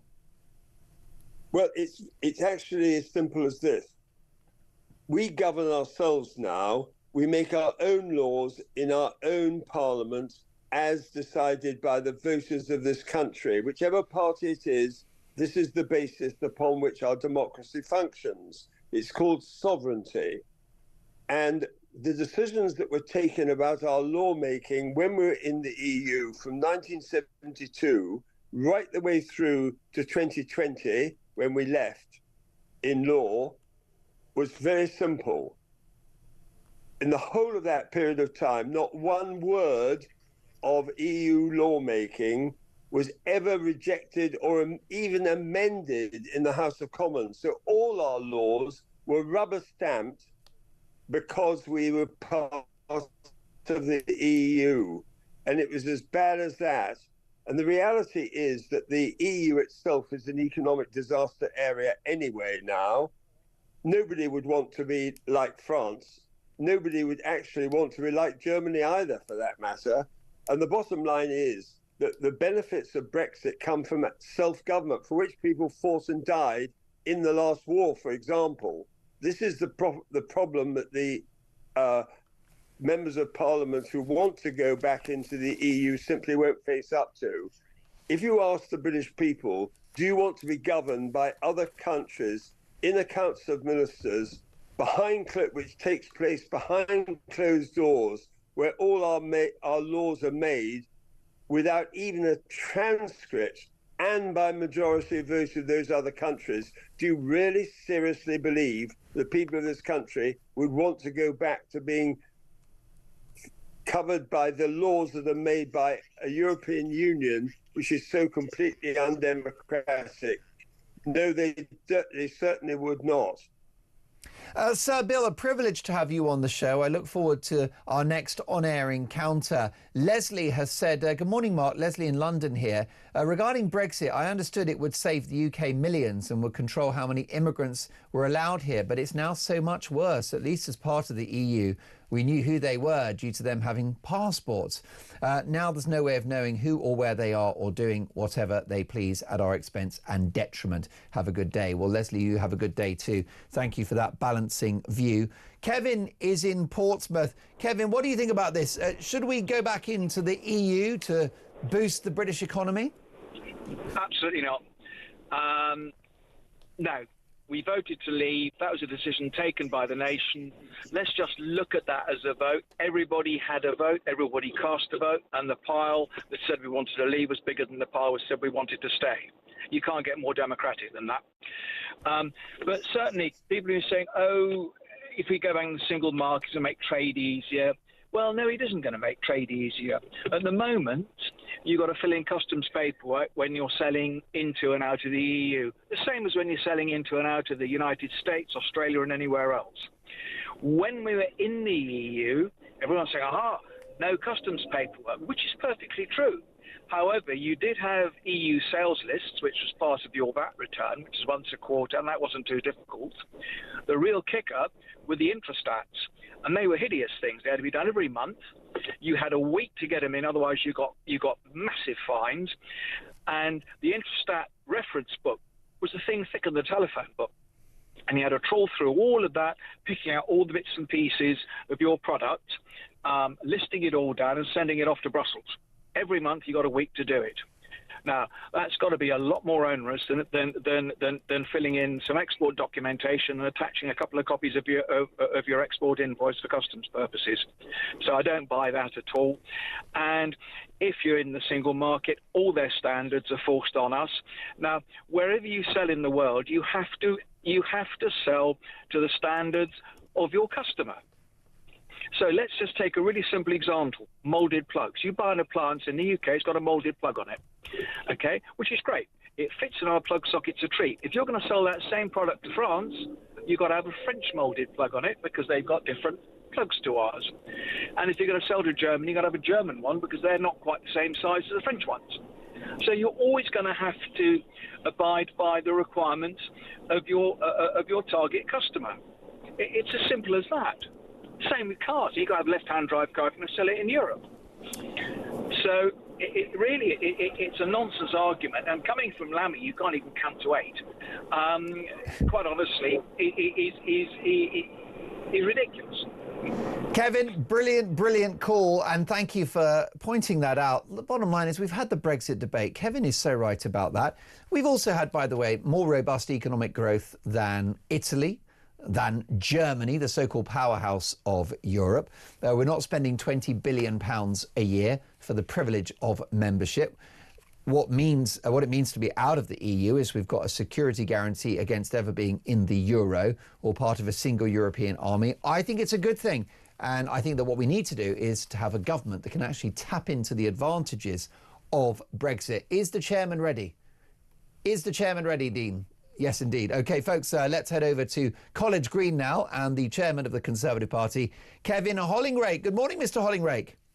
Good morning. I'm in glorious North Yorkshire, actually. Oh, forgive me. So there you are. You're up there in your constituency. Listen, it's very good to have you on the programme, Mr. Hollingrake. What do you make about this? David Lammy, the Deputy PM, breaks ranks on Brexit. He thinks that we'd have more economic growth if we were in a customs union. What's your view? Well, I'm not sure that David Lammy is particularly well qualified in telling us how to get economic growth in this country, to be quite honest with you, or many other things he's not qualified for. But I think that's the wrong move. That's a backward step. One of the reasons why we left the European Union is we could strike trade deals, unfettered trade deals with other parts of the world, and this would clearly hamper our ability to do so because the European Union tends to negotiate the trade deals for people within the customs union. So I think it'd be the wrong thing. It would tie the hands of our trade negotiators, and therefore it would tie the hands of our businesses. And I speak to many businesses, large and small, in this country who are trading quite happily with nations, in many ways more easily with trading nations outside the European Union, and I think those markets should be open to them. Do you think the Conservatives could and should have struck a better Brexit deal, Mr. Hollingworth? Well, listen, there is always a price to pay for any deal you strike with the European Union, and there's no doubt there's, quite wrongly, I think, the European Union, or European Commission particularly, were very difficult in terms of the trade negotiations. But this was always going to be some compromises involved in leaving the European Union. I said so many times in the past. But I've also argued that there's no doubt that the UK can succeed outside the European Union. That's what we should be focusing on, making sure we trade as happily as we can with the European Union, but also with the many nations around the world, many of whom are growing much more quickly than the European Union. So that should be our focus, taking advantage of the best trade deal we can get within the context of being able to strike trade deals and have trading relationships right around the world. Do you think a Brexit betrayal is coming on the part of this government? Well, it sounds like it. I mean, I think all we've heard since Labour came in is trying to get this closer relationship. But again, nobody's against a closer relationship as long as you're not paying too high a price for it. But the reality is, if you do things like strike an agreement on sanitary and phytosanitary, this helps businesses that are trying to export food products to different parts of the world. If you strike that kind of agreement, that would mean it's very difficult then to strike a good trade deal with other nations like the US, Canada, Australia, New Zealand, some of the trade deals we have done, and the CPTPP, the Pacific countries. So all these kind of things, there's a price to pay. There is no easy way to do this. So that's a judgment you've got to make, of course. I think, given the difficult context around these things, we struck a good agreement with the Windsor Framework. I think if the Labour government negotiates too much on this, I think you'll find our hands are tied in terms of many of the trading opportunities going forward with other nations. And Mr. Hollingworth, does it matter what the leader of Reform UK, Nigel Farage, may or may not have said as a teenager in the playground? Well, listen, that's a matter for him. I think this playground's an interesting word. I think some of these things were said when he was in his late teens. So I think many of us said things, I'm sure, back in the playground years ago. But so what I've read in various different publications is some extraordinary things were said, and some of the people who've been subjected to those kind of comments have spoken out, saying how badly affected they were at that time. So what's not clear here is Nigel Farage seems to admit that he said something, and he said some things that were anti-Semitic, I think, but then hasn't said exactly what he has said or apologised for it. That's, I think, his difficulty here. So, of course, you could say that was a long time ago and I made those mistakes, but I think it probably would be useful to make a clean breast of exactly what was said and to whom. You know, the Conservative Party likes to pitch itself, Kevin, as a sort of common sense party living in the real world, not a woke bubble. And there are many issues facing this country: inflation, unemployment, low growth, the boats crisis, unsustainable legal migration. The BBC and The Guardian focusing on what Nigel may or may not have said decades ago. Many of my viewers and listeners think it is a nonsense, that we all said outrageous things when we were young. We want to shock our friends. Diane Abbott revealed that she was on a journey back in the day when she supported the IRA. I mean, this is just trivial, unimportant politics, isn't it? And I don't know why the Tories aren't calling that out. Well, you asked about it. But you're not condemning it, because I don't think it matters. I couldn't give two figs what Nigel Farage said at the age of 16. I don't care. What I'm interested in is his manifesto for the next election. And I'm very surprised that the Tories are not dismissing this story as well.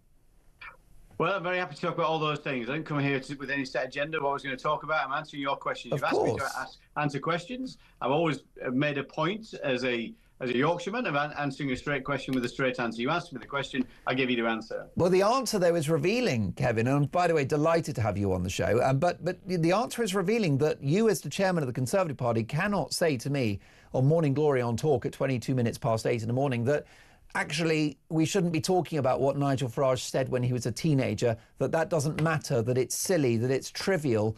And it demonstrates that establishment media don't care about the real concerns of British people in this country. Well, you asked me about it, as I say.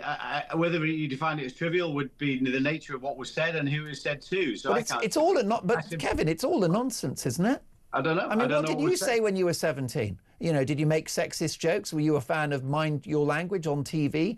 You know, did you go to a party dressed as Nelson Mandela? I don't care. And neither do my viewers and listeners. What they care about is inflation, unemployment, low growth, and the boats.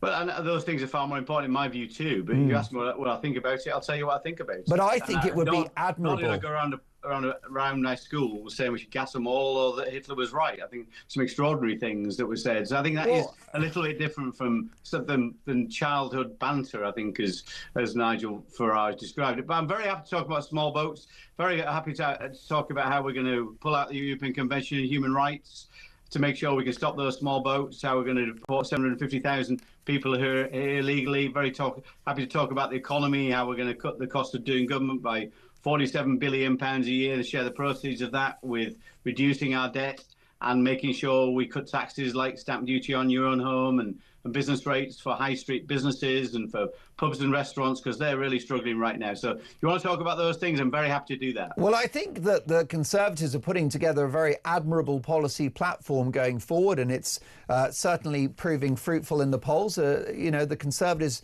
are demonstrating a degree of recovery, Kevin, but just not to labour this point about Farage, but the vast majority of my viewers and listeners are spitting feathers about this focus on Farage's youthful remarks. And I think it's just surprising that the chairman of the Conservative Party can't call it out for what my viewers and listeners are calling it out as, which is nonsense, trivial, irrelevant, doesn't matter, who cares?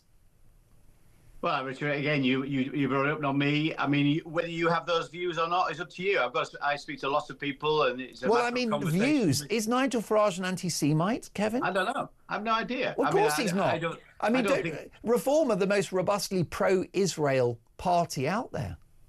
Well, okay, that's great. And listen, that's I'm not saying anything Nigel Farage has said in recent years would contradict that. You know, I'm very, very, I'm very happy to condemn anybody who's anti-Semite in this country, and it should be we all call out those kind of people who are anti-Semitic or indeed are prejudiced in any other way. Of course. I mean, is there any evidence that Nigel Farage has got an anti-Semitic bone in his body? Well, current evidence or past evidence? Well, I mean, that's the point what about Nigel Farage in 2025 and his policy platform and his position on Israel since he became leader of Reform UK? No, I have not heard him say anything anti-Semitic in recent years. So does that not put paid to the idea that he was a raging anti-Semite as a teenager 50 years ago? Well, I didn't say he was. Well, you're allowing a perception that he might have been. And my position, Mr. Hollingreich, is it was a long time ago. I doubt he's an anti-Semite. And who cares? Who cares what anyone said when they were 17 years of age? It literally doesn't matter. It doesn't matter to my viewers and listeners who are struggling to make ends meet. Well, listen, and I'm very happy to talk about those issues. What I've heard Nigel Farage said back then, whenever he was in his early adulthood almost, was abhorrent. Now, if he doesn't want to make a clean breast of those, that's up to him. You asked me about it, that's what I think. Kevin, have you got it in for Nigel personally? Because, of course, you went viral with that tweet in which you drew parallels between some Reform UK merchandise and a Nazi coin. Well, really, that point was about his judgment in terms of, have you really thought this through? That's what that was about. It was a light-hearted comment. He took it the wrong way, or the Reform Party took it the wrong way. That's not any kind of reflection of my views on people who vote Reform in this country, many of whom I have a great deal of respect for and keen to get them back to voting Conservative, because I think we're the only party that's centre-right on the economy, and all the other parties seem to want to do things like expand the welfare state, including Reform, about the abolition of the two-child benefit cap. That's our position. We are very keen to make sure people understand that voting Reform is not a vote for sensible economics. You're voting for a one-man band. That's our position on it very clearly. Meanwhile, this will warm your heart, won't it, on this Friday morning, Mr. Hollingreich. Labour now polling fourth in the polls on 14%. Could this be the last ever Labour government? Well, they're making a complete mess of running this country, and I think that will affect people's views on who they should elect next time round. The most important thing for us is how we're doing, what people are saying on the doorstep, how we're doing in local elections, how we do all the way through to the next general election. So I'm far more focused on what we need to do to make sure we set out a coherent policy platform. We've got a strong leader. We've got sensible economics. We're going to deal with the border problem and some of the immigration issues we are seeing. That's what we're keen on. We're focusing on our policy agenda, not focusing too much on the policy agendas of other people, although I do have great sympathy with the many businesses around this country who are struggling right now because of Labour's policies, and indeed the cost of living crisis, which is being exacerbated by Labour's choices to stick up taxes time and time again. I think it was £66 billion per year of extra taxes since they entered office. Kevin, a real privilege and delight to have you on the show. Thank you so much for your time. I look forward to catching up in the near future. Kevin Hollingrake is the chairman of the Conservative Party. What do you think? Mr. Hollingrake has argued that actually, if Nigel Farage had said abhorrent things as a young man, that is, worthy of note. Let me know your thoughts. 0344 499 1000. This is Morning Glory.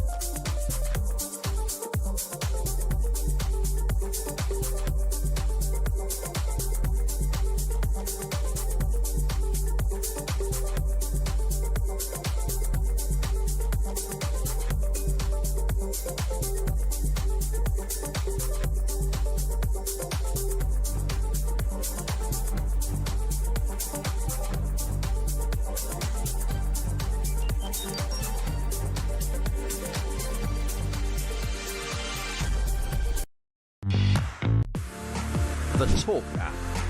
You can watch, catch up and listen to all your favourite shows and podcasts anytime, anywhere, all on the Talk app. Watching and listening to Talk just got easier. There's now only one place for the home of common sense. So head over to your App Store or Google Play and search Talk now.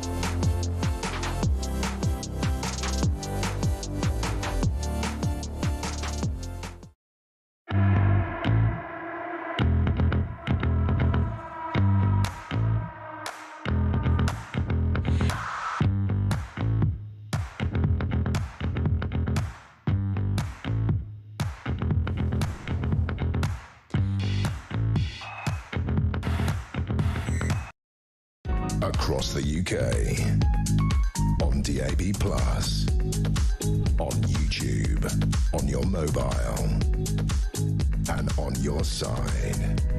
This is Talk.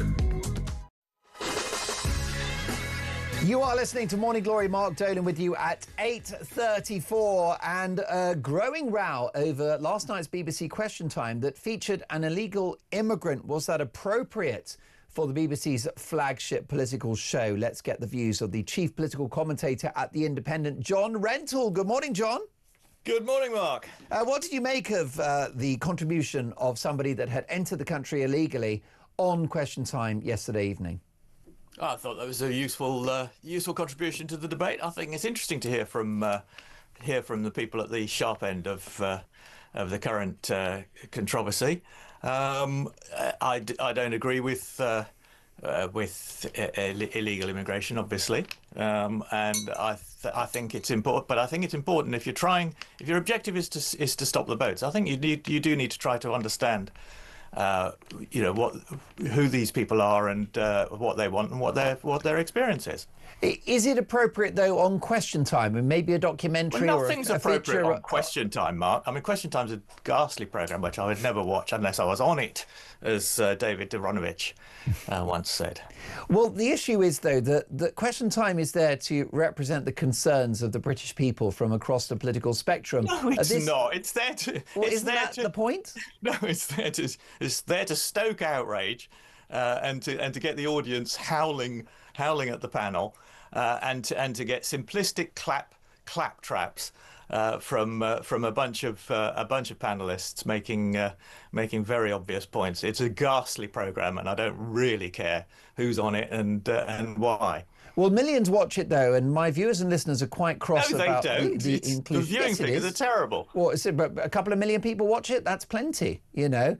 And the issue is that many of my viewers and listeners are concerned at this development by the BBC. You could certainly interview an illegal the whole point of Question immigrant. Time is to annoy people and wind up people like your viewers into thinking it's BBC bias, just as the left-wing viewers think the BBC is biased the other way, and they're very annoyed about. But I think the inclusion, having right-wing people on. The inclusion of an illegal immigrant on a show like Question Time, which is there to represent the British people, reflects the culture and the political attitudes within the BBC. That's why my viewers and listeners are concerned about this. I think you're being very trivial, very dismissive about this, John. The bottom line is that, you know, what is Question Time there for? Well, on paper at least, it represents a cross-section of the public. And what it's done is it's turned somebody that shouldn't be here, who broke into the country illegally by paying a gangster to cross the channel, it's making him a political constituent within this country, which he is not.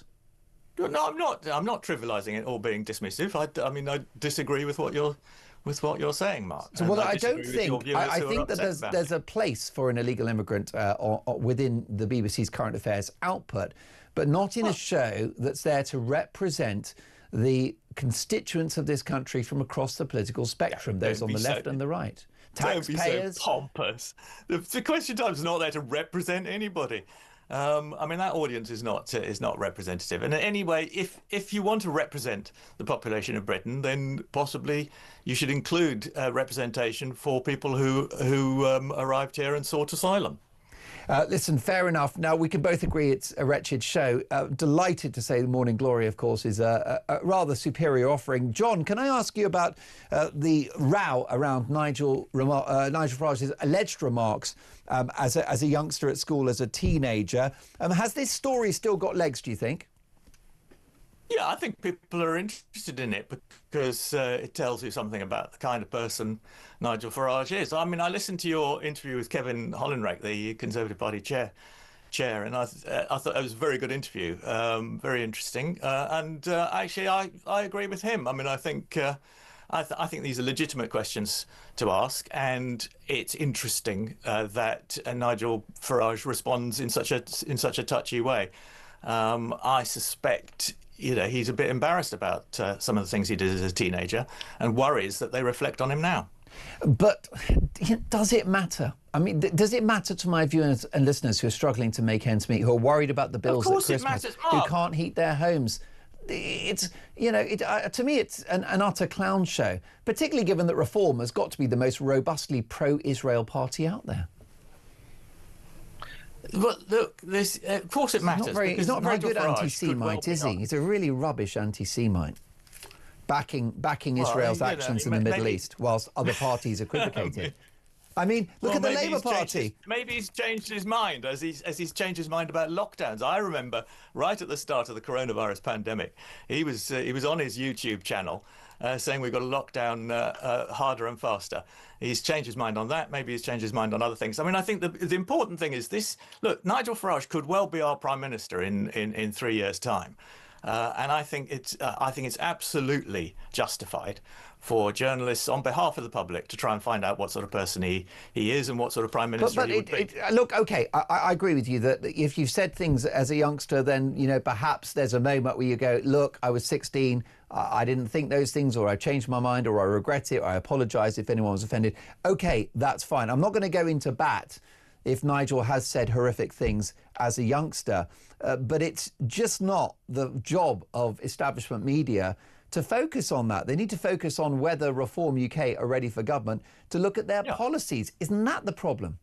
Well, you can't separate policy and personality at that level. I mean, you're talking about the man who might be our Prime Minister, and we need to know what sort of person he is. And I think, you know, I mean, leave aside all the things he may or may not have said.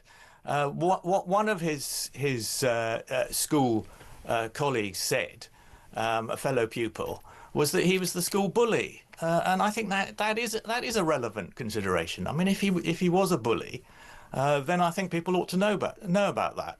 And we want to hear what he has to say about that. And instead, he goes into some rant about the BBC running Bernard Manning programmes in the 1970s. Well, if he was a school bully, he wouldn't be the first and he won't be the last.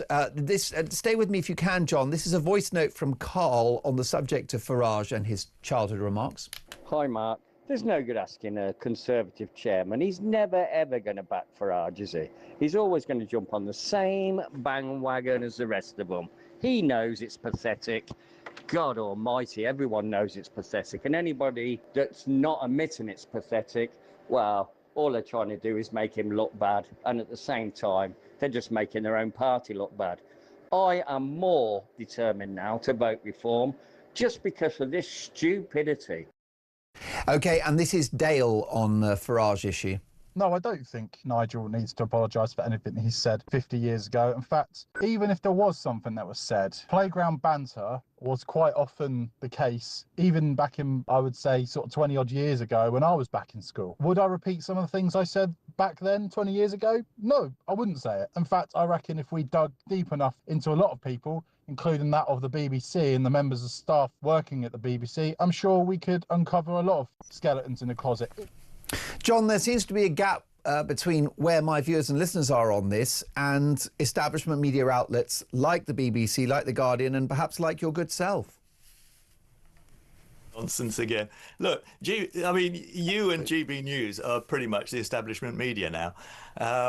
We're getting there. You know, and you've just ratings always go up when you're on, by the way. Oh, that's good. You need to get a pay rise. Have you got a union? Those two people you quoted were that we had voice notes from were obviously, you know, Reform Party supporters, and you know they're entitled to their views, and they think Nigel Farage is a fantastic bloke. What I'm interested in is what kind of Prime Minister he might be, and as you say, yeah, absolutely. Policy is the most important element of that, and Reform's policies don't stand up to scrutiny at the moment. But personality, temperament, and character are important too. You want someone with a bit of courage and guts and stickability to be Prime Minister, and you want them to be pursuing the right policies. Briefly, before you go, John, Labour sink to 4th in the polls, 14%. Is this a dying party? Well, no, I think the Tory party is the dying party, actually, because I mean, Labour will, you know, Labour's got a core vote in the way that the Tories just don't have. I'm afraid, and I think if the Conservatives are overtaken in the next election by Reform in number of seats, which is extremely likely, I think that's the end of them. I think Labour will recover. I mean, I don't think Labour's going to be replaced by the Green Party or the Liberal Democrats at the next election. We'll see. I mean, this is Find Out Now, who always, which is a polling organisation that always gives Labour a very low score, which may well reflect reality, because I mean the polls generally do tend to overestimate Labour historically. So maybe they are on 14%, but I think they will recover by the time of the election. John, you are a scholar and a gent. Thank you so much for joining us. Look forward to catching up soon. John Rentoul is the chief political commentator of The Independent. Nikki says, good morning, Mark. So we now have to tell all of our children to watch what they say at play in case it's dragged up 50 years later. Give me a break. Well, the witch hunt against Farage is the topic of today's Dolan's Dispatch in just 15 minutes' time. I'm not pulling my punches. It might get me cancelled. Good. Does it matter what Nigel Farage said in his youth? Plus the BBC Question Time row. An illegal immigrant featured on the show. Was that appropriate from our corporation? This is Morning Glory.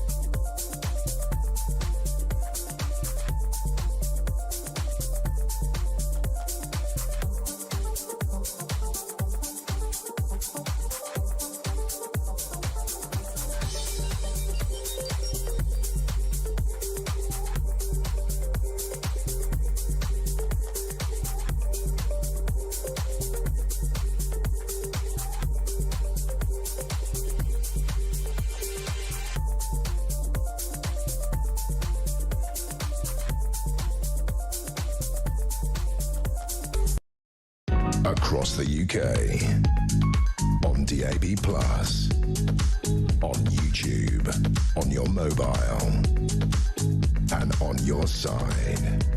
This is Talk. You are listening to Morning Glory. Mark Dolan with you until 10 a.m. The Dolan's Dispatch is coming at 9 o'clock. You won't want to miss it. It's about this focus on Nigel Farage and his remarks as a youngster. Good morning, Mark. Chris in Wales here. If they think what Nigel said was bad, they obviously haven't heard boys of today who say much worse. They also don't understand disaffected young boys and men who are rebelling against the establishment. Also, Andrew in Perth, I've just heard Nigel Farage referred to as the school bully.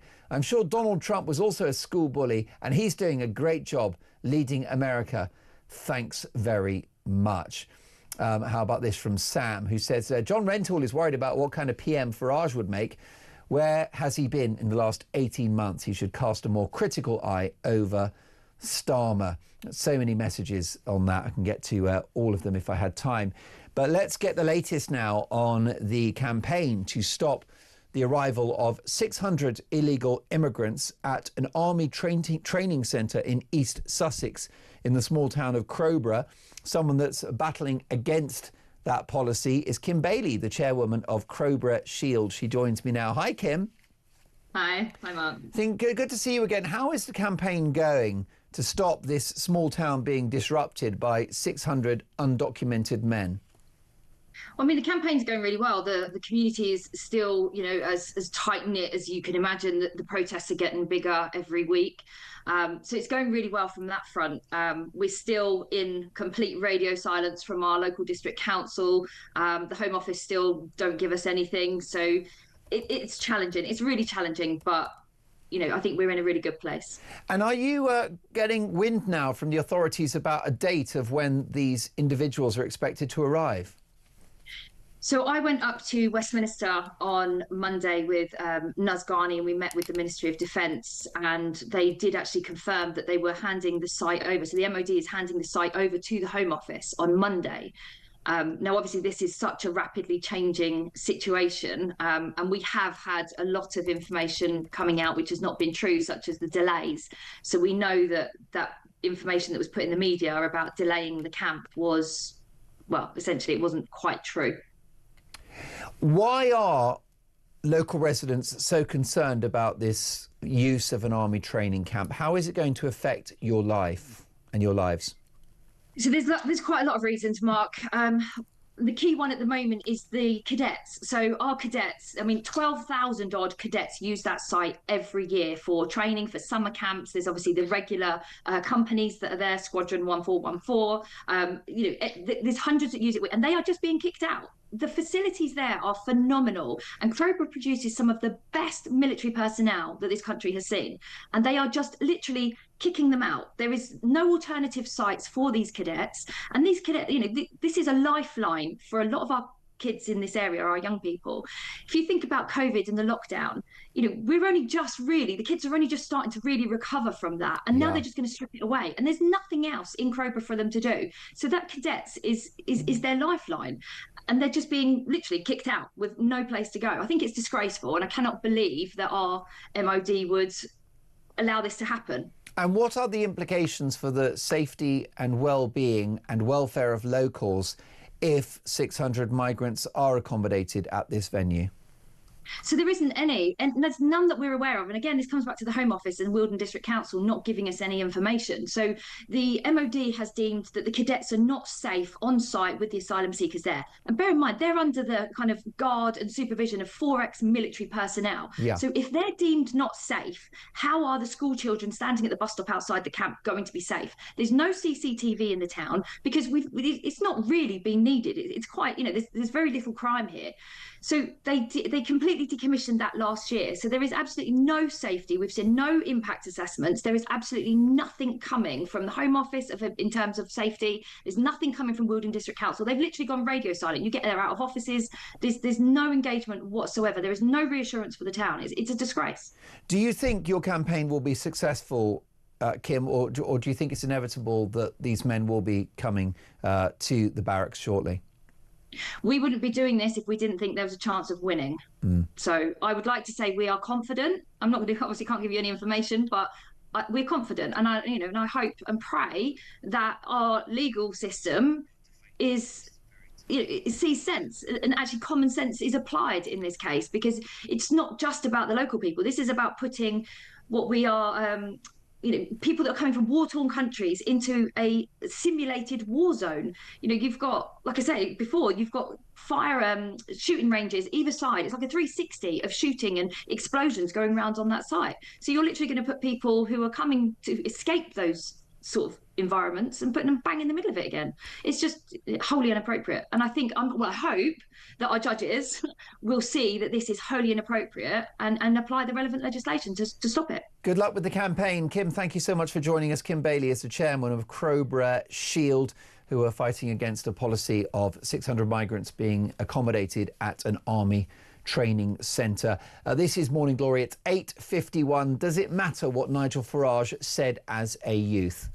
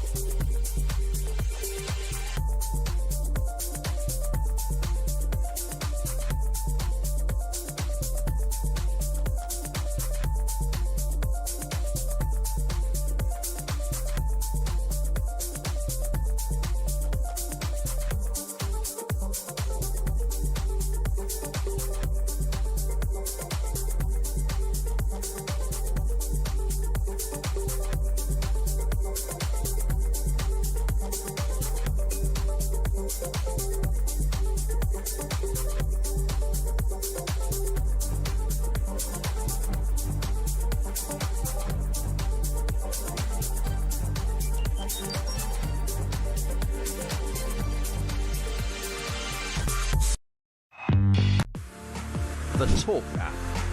You can watch, catch up and listen to all your favourite shows and podcasts anytime, anywhere, all on the Talk app. Watching and listening to Talk just got easier. There's now only one place for the home of common sense. So head over to your App Store or Google Play and search Talk now.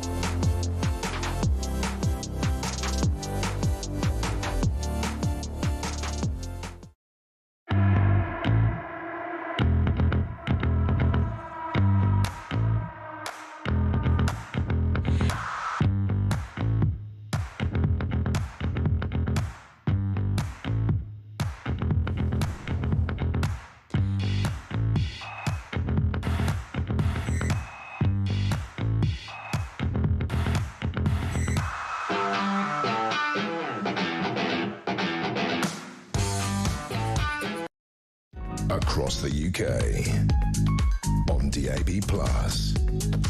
on YouTube, on your mobile, and on your side. This is Talk.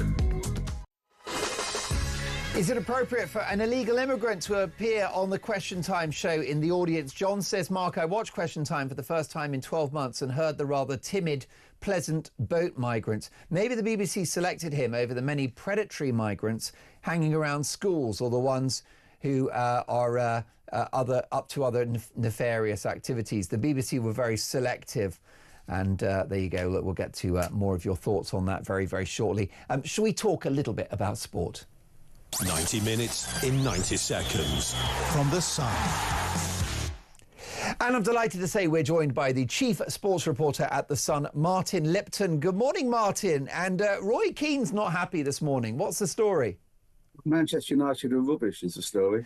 Simple as that. They were poor again last night against West Ham. Didn't play very well. Were leading but didn't deserve much more. 1-1 draw. Another opportunity to go into the top four wasted. And Roy Keane, who doesn't mince his words, it's fair to say, blasted them, gave them an absolute shoe-in in his post-match analysis. I think the majority of Manchester United fans would agree. They're still not right. I mean, they've had a pretty decent unbeaten run or a run of decent results, but they haven't played well. They don't convince in any way, shape or form at the moment. Is it a problem of, the quality in the squad, Martin? Is it the leadership? Is it the management? Or what do you think? Or is this a kind of long-term sort of legacy of sort of the post-Ferguson era? United have been a bit of a mess for quite some time. I think a lot of Old Trafford fans would point to all of those things and say there isn't enough depth in this squad. The captain isn't doing what he should be doing sometimes, particularly in tricky matches. We still don't really know what the manager wants. All of these things combine, really.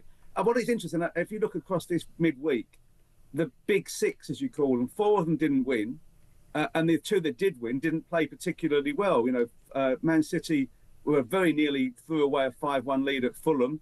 And Arsenal needed a great save from Raya to help beat Brentford. So it's a little bit also that the sheer demands of the season are taking their toll, but they've been taking their toll on United since the start of the season. And it's not for the want of spending money, is it? Well, they spent a lot of money on Cunha and Mbeumo in particular, but every club does spend money. I think they've got some good players. I mean, Šeško, who they bought as a centre forward, is injured, so that doesn't help. It's a lack of the conviction about the team. And I've watched United at times, and they don't seem to really trust in themselves collectively. And you need that.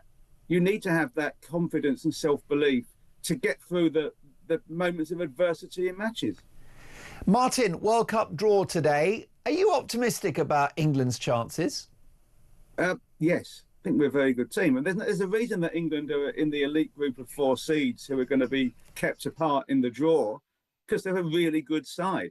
It's not just fluke. They haven't got their, bundled and stumbled their way to that position. They've got some outstanding players. They've got a manager who knows what he's doing. And there's a depth in the squad that there's not been before. However, as we know, it's 60 years since England last won a tournament. That final hurdle isn't on the pitch, it's between their ears. Martin, looking forward to all of your coverage of that World Cup draw and the continuing problems facing Manchester United. Martin Lipton is the chief sports reporter at The Sun. Thank you, Martin. Have an excellent Friday. So much more to come. An increasing row that's engulfing the BBC. Last night's Question Time featured an illegal immigrant, someone that's paid gangsters to enter the country illegally via the channel. Is it appropriate for our national state broadcaster to platform someone as though they are another constituent, another member of the British public that somehow has an input on our political national conversation? And Nigel Farage, it's one of the topics of the day. Big reaction to my interview with the Tory party chairman, Kevin Hollinrake. Many of you have said, what a ridiculous interview. Why can Hollinrake not admit that this is all nonsense? Well, I'll be tackling it in Dolan's Dispatch next.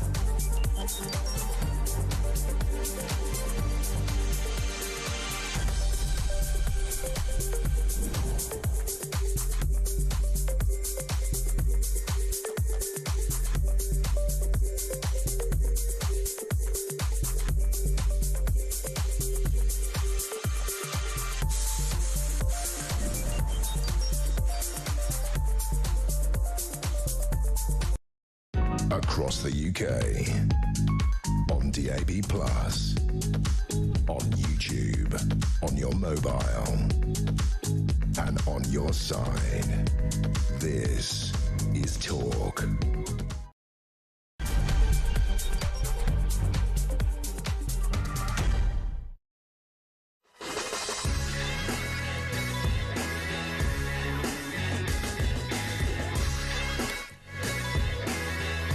Well, I'm Mark Dolan. This is Morning Glory. It is 9:03, and breaking this morning, an extraordinary row is engulfing the BBC as it's revealed an illegal immigrant was smuggled into the audience of Question Time, the corporation's flagship political show. Is this proof that the BBC has lost the plot?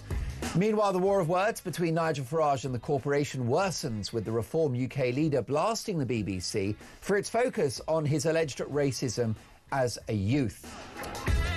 Well, that's the topic of today's Dolan's Dispatch in just a few seconds' time. But what do you think? Does it matter what Nigel Farage may or may not have said as a teenager? Meanwhile, is the great Brexit betrayal upon us as Deputy Prime Minister David Lammy breaks ranks with the Prime Minister, arguing for a customs union? So would re-entering the bloc save Britain's economy? And a shock new poll positions Labour behind not just Reform and the Tories, but the Greens as well. Could this be the last ever Labour government? Also this morning, Ireland, Spain, Slovenia and the Netherlands are to boycott next year's Eurovision Song Contest after Israel were given the green light to participate. Given how politically biased and politically toxic Eurovision has become, is it time to scrap the whole thing? My priority for the next hour is to get your opinions on the national radio and television airwaves. My phone number is 03444991000. The excellent Damien is taking your calls today. Book your place on the show. Text the word talk in your message to 87222. Leave me a voice note, and as the saying goes, let's talk. And we start, as always, at 9:04 on a Friday with Dolan's Dispatch. I'm sorry, but the media don't care about you. Why else, when this unethical, dishonest and incompetent administration is planning to scrap 800 years of judicial integrity by ending jury trials, are the media obsessed with Nigel Farage's remarks at school 50 years ago? With inflation at double the Bank of England's targets, making life misery for my viewers and listeners to this show, and when unemployment is rising, affecting young people the most, why then do journalists in this country choose to focus on what Nigel Farage may or may not have said as a feckless teenager? My only conclusion is that they just don't care about the real concerns of the British people. Focusing on Nigel Farage in his youth, whilst proven liar Rachel Reeves, a woman who misled the country, the markets and her own cabinet over the state of the nation's finances, remains in post.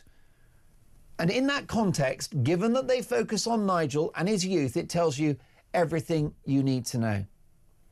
This story about Nigel at school is such a clown show. It is such a distraction when this increasingly authoritarian government rolls out digital ID, something that was never mentioned in their manifesto. A government that cancels local and mayoral elections in a major assault on our democracy.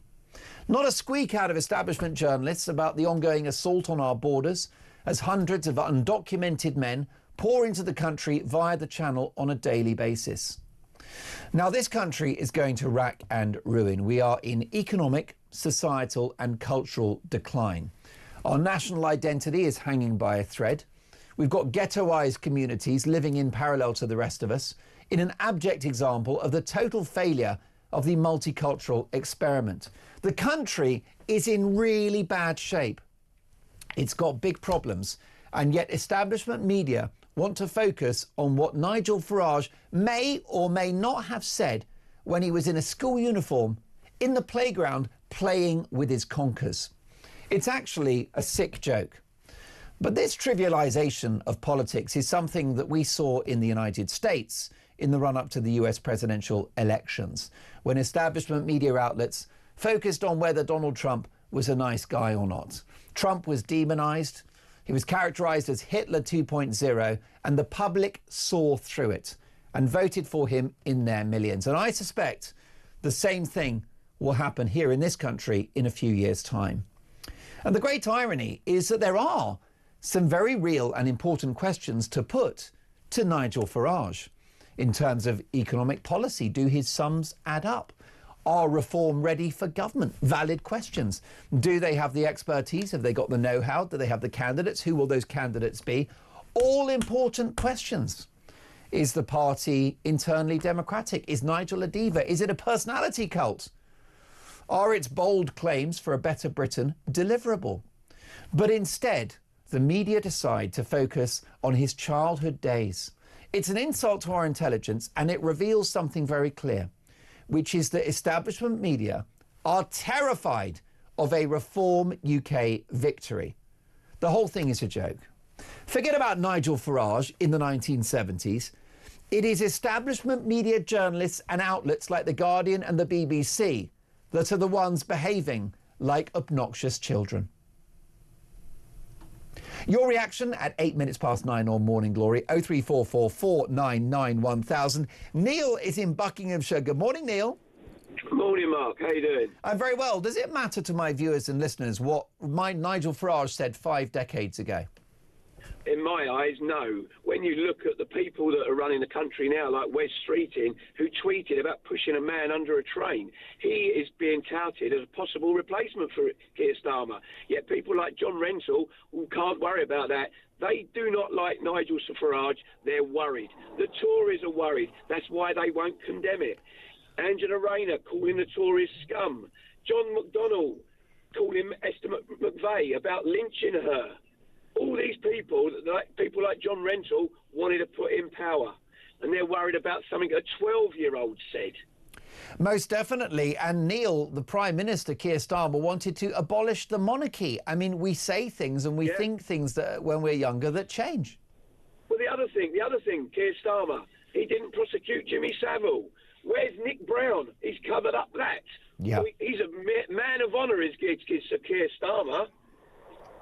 Of course. Now, we don't have the details of the Nick Brown case. And, of course, the Prime Minister will defend his record as Director of Public Prosecutions in regard to Jimmy Savile. But you're entitled to your view. Neil, my concern about this, it's all so trivial.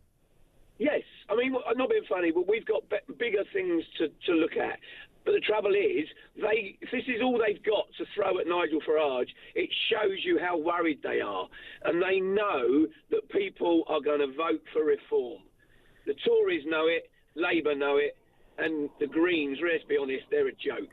They really are a joke. I mean, does it feel like an insult to our intelligence that the media is so focused on, these allegations around Farage as a teenager? It does. I mean, I used to work at the BBC 25, 30 years ago, and then the BBC was a really good organisation to work for. It was everywhere across the world. World-class journalism. They're just a roke. Yeah, and now it's changed. Speaking of the BBC, before I let you go, Neil, can I get your reaction to the participation of an illegal immigrant on last night's Question Time? It just shows you that the BBC, what they really are, because they planted those, because Zia Youssef was on there. They try to trip him up, but he's too clever for that. So the BBC are the ones that have got egg on their face yet again, and it just funds that people are going to say, I'm not going to pay my licence fee. Nick, really enjoyed our conversation. Brilliant to get your call. Please do so again soon. Neil is in Buckinghamshire there with a fantastic set of points about the very trivial witch hunt that's happening around Nigel Farage. And by the way, when I interview Nigel Farage on this show, I'll be asking him questions about his economic plans, about the culture within the party. Is it democratic or is it the Nigel show? These are important issues that matter. How's he going to tackle inflation? Can he afford his policies? Is he over-promising and under-delivering? Those are the things that matter. And the North London chattering classes who write for The Guardian and who make shows for the BBC couldn't care less. They don't care about the public. They don't care about your concerns. And I do. I care about unemployment. I care about inflation. I care about illegal immigration and the boats. I care about unsustainable legal net migration. I care about the cost of net zero because it's making you think twice before heating your homes. I care about our disastrously broken society where people live in parallel, don't speak the language, don't follow the rules, don't participate in the culture, sometimes don't follow the law. That's what I'm worried about. Real, actual things. And The Guardian just want to do a bit of intellectual archaeology. I've got a voice note here from Dan on Farage. Take a listen. I was bullied at school. I was called all sorts of names by all sorts of people. And, I mean, it doesn't mean anything now. That was like 40 years ago. And people changed. I mean, I'm friends with a lot of people that did that now. Also, I was in addiction 6 years ago. I was a crackhead. I was hooked on heroin. I changed my life in the last 6 years and run a successful business now and also help other people getting out of addiction. So people can change. And just to focus on something that someone might have said at a school 50 years ago is despicable. And this is Phil on the same subject. I'm a 64-year-old male, and there is no way I could remember a conversation that I had with my friends when I was in my teens. So I'm sure if I can't remember conversations that are, at the time, trivial, why would this other person? It's a complete witch hunt and fabrication. What they should do is concentrate on their own parties, and their own policies and what they can bring to the country instead of trying to single out Nigel Farage. Well, I agree. And for me, Phil, this is cross-party, right? I don't care what Kemi Badenoch said when she was a teenager in her bedroom, right, underneath a Bros poster. I couldn't care less. I don't care what Keir Starmer said and, you know, thought, frankly, when he was 16 years of age. I care what he thinks and does now as the Prime Minister. This from Trev. Good morning, Mark. Great show. I'm 55 years old. If I look back to my school days, I said some pretty horrible things. It was a sign of the times. And also, what we're forgetting, generally at school, kids are immature, naive, and want to act big and tough in front of their mates. I'm sure that still happens now. I also stole a chocolate bar from my local corner shop when I was about 10. Does that make me a thief now? When I was about 4, I had a temper tantrum. Does that make me irrational and hot-headed now? Let's call this for what it is, says Trev. Labour and the Tories are scared that Farage is going to oust them at the next election. They're trying to dig up skeletons and resorting to stupid, irrelevant things. If they spend half the time trying to sort out the main issues rather than this juvenile behaviour, then the country wouldn't be in the mess that it's in. Has this made you more likely to vote Reform UK? I think it'll backfire in the way that it did for Trump in the United States. Next up, by the way, a big new development for Reform UK. 9:15, this is Morning Glory.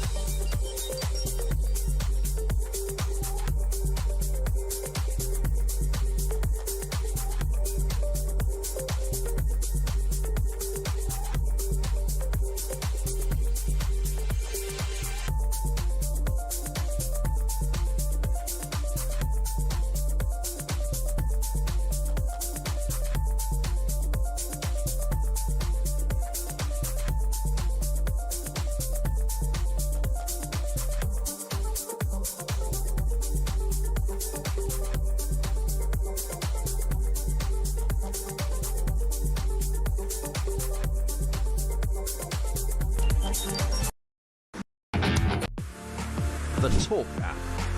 You can watch, catch up and listen to all your favourite shows and podcasts anytime, anywhere, all on the Talk app. Watching and listening to Talk just got easier. There's now only one place for the home of common sense. So head over to your App Store or Google Play and search Talk now.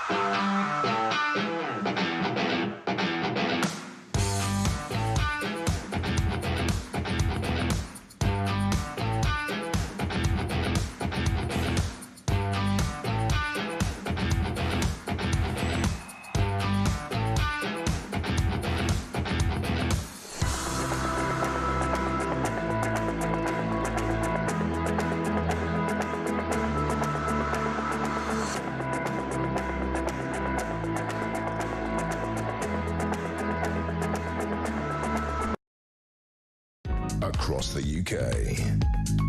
On DAB+, on YouTube, on your mobile, and on your side. This is Talk. It is 19 minutes past 9. This is, I'm delighted to say, Morning Glory. Mark Dolan with you until 10 o'clock. Peter Cardwell in the hot seat from 10. And I'm delighted to say I'm with you all weekend from 6 a.m. to 10 a.m. Lovely to have your company. Big new development at Reform UK. They've received a record £9 million donation, which is a significant sum, which is definitely going to support their campaign to become Britain's next government. Let's get reaction from Marco Longhi, who is a former Conservative MP and now a Reform UK supporter. Good morning, Mr. Longhi. Good morning, Mark. It's been a very long time. How are you? Well, I'm very well. It's great to have you back on the show. And who knows, maybe you'll be back in Parliament in a few years' time. What does this record £9 million donation tell us about where Reform are at the moment? Oh, so this is a huge endorsement of Reform UK from clearly a very wealthy individual who understands which way the political wind is blowing. This was a former Conservative donor who now sees the future of this country is with Reform. And he's clearly a real patriot, a true patriot who understands that we need to get our country back, and that's why he is investing so much. I believe it is a record donation, an all-time record donation, aside from, I believe, a gift in a will. So this is great for Reform, and I believe great for the country. Yeah, that was my understanding. That's right. The highest donation from a living donor. And clearly that's going to go towards campaign funds. What do you make of this row between Nigel Farage and the BBC, who have pursued this issue of Mr. Farage's remarks that he may or may not have made whilst at school? Well, I think that trying to judge somebody based on what they said nearly 50 years ago by today's standards is in principle already a huge mistake. It has to be, because anybody, well, it's more than just a mistake, it's actually malicious, because you have to look into the motivation as to why they would want to do that. Nobody would judge anybody by today's standards based on what they said nearly 50 years ago. I'm sure all of us, if we are old enough to be at least, approaching our 60s or into our 60s now, if we examined our conscience, we would probably, all of us, consider that we probably said something homophobic, something racist, something, by today's standards. So, these accusations have come from somebody who has been examined and being seen to be politically motivated in what they are saying. Nigel has completely denied it. And in a press conference yesterday, I think it was, he actually asked the BBC for an apology for all of the output they put out at the same time as Nigel was alleged to have said these things. If you recall, the clips from Bernard Manning and other comedy stuff the BBC and even ITV were putting out was clearly wrong by today's standards, and therefore, why are these organizations being so hypocritical and two-faced about something? It's because they want to bring Nigel down, and that's the real issue here. It seems to be, doesn't it? Well, I've got a text from an unnamed listener who has messaged the show that disagrees and says, Mark, you are actually despicable. Yes, it does matter what Nigel said. Maybe not for you, and maybe you were not affected, but it does matter to many, and Nigel needs to apologise. How would you respond to that, Mr. Longhi? Well, I think in this country, I know that the Labour Party are doing everything it can to change our unwritten constitution and our democracy. It's clearly under attack. You are innocent until you are proven guilty. Nigel has denied saying those things. So I'm sorry, but if someone is making an accusation, the burden of proof is on the person making the accusation. So let's see the evidence if there is such a thing in existence. And in any case, I come back to this point, all of us, if we are to be honest about things, it is wrong to try and judge somebody today, by today's standards, based on something they said 50 years ago. I'm sure all of us said something that might be described as either homophobic or racist or misogynist or whatever other ist or, look, I think this is just a concerted effort at trying to bring Nigel down by the establishment because they can see what is coming now. Nigel's train is coming, and this country is going to see huge change in the next few years, and they don't like that. I spoke to your former colleague, Kevin Hollinrake, who of course is now the chairman of the Conservative Party, and I invited him to dismiss this story, this line of inquiry around Nigel Farage, because I said it doesn't really affect the lives of my viewers and listeners, that it's ultimately trivial, you'll never get to the bottom of it. He refused to do so, and lots of my listeners have actually messaged me about that. This from June, who says, "Good morning, Mark. Thank you, Kevin Hollinrake. You've just shown dirty politics is still alive and well." And another person, John in Staffordshire, has said, "Hi, Mark. Listening to Kevin Hollinrake is making it harder for me to stay a member of the Conservative Party." John in Staffordshire there speaks for many, doesn't he?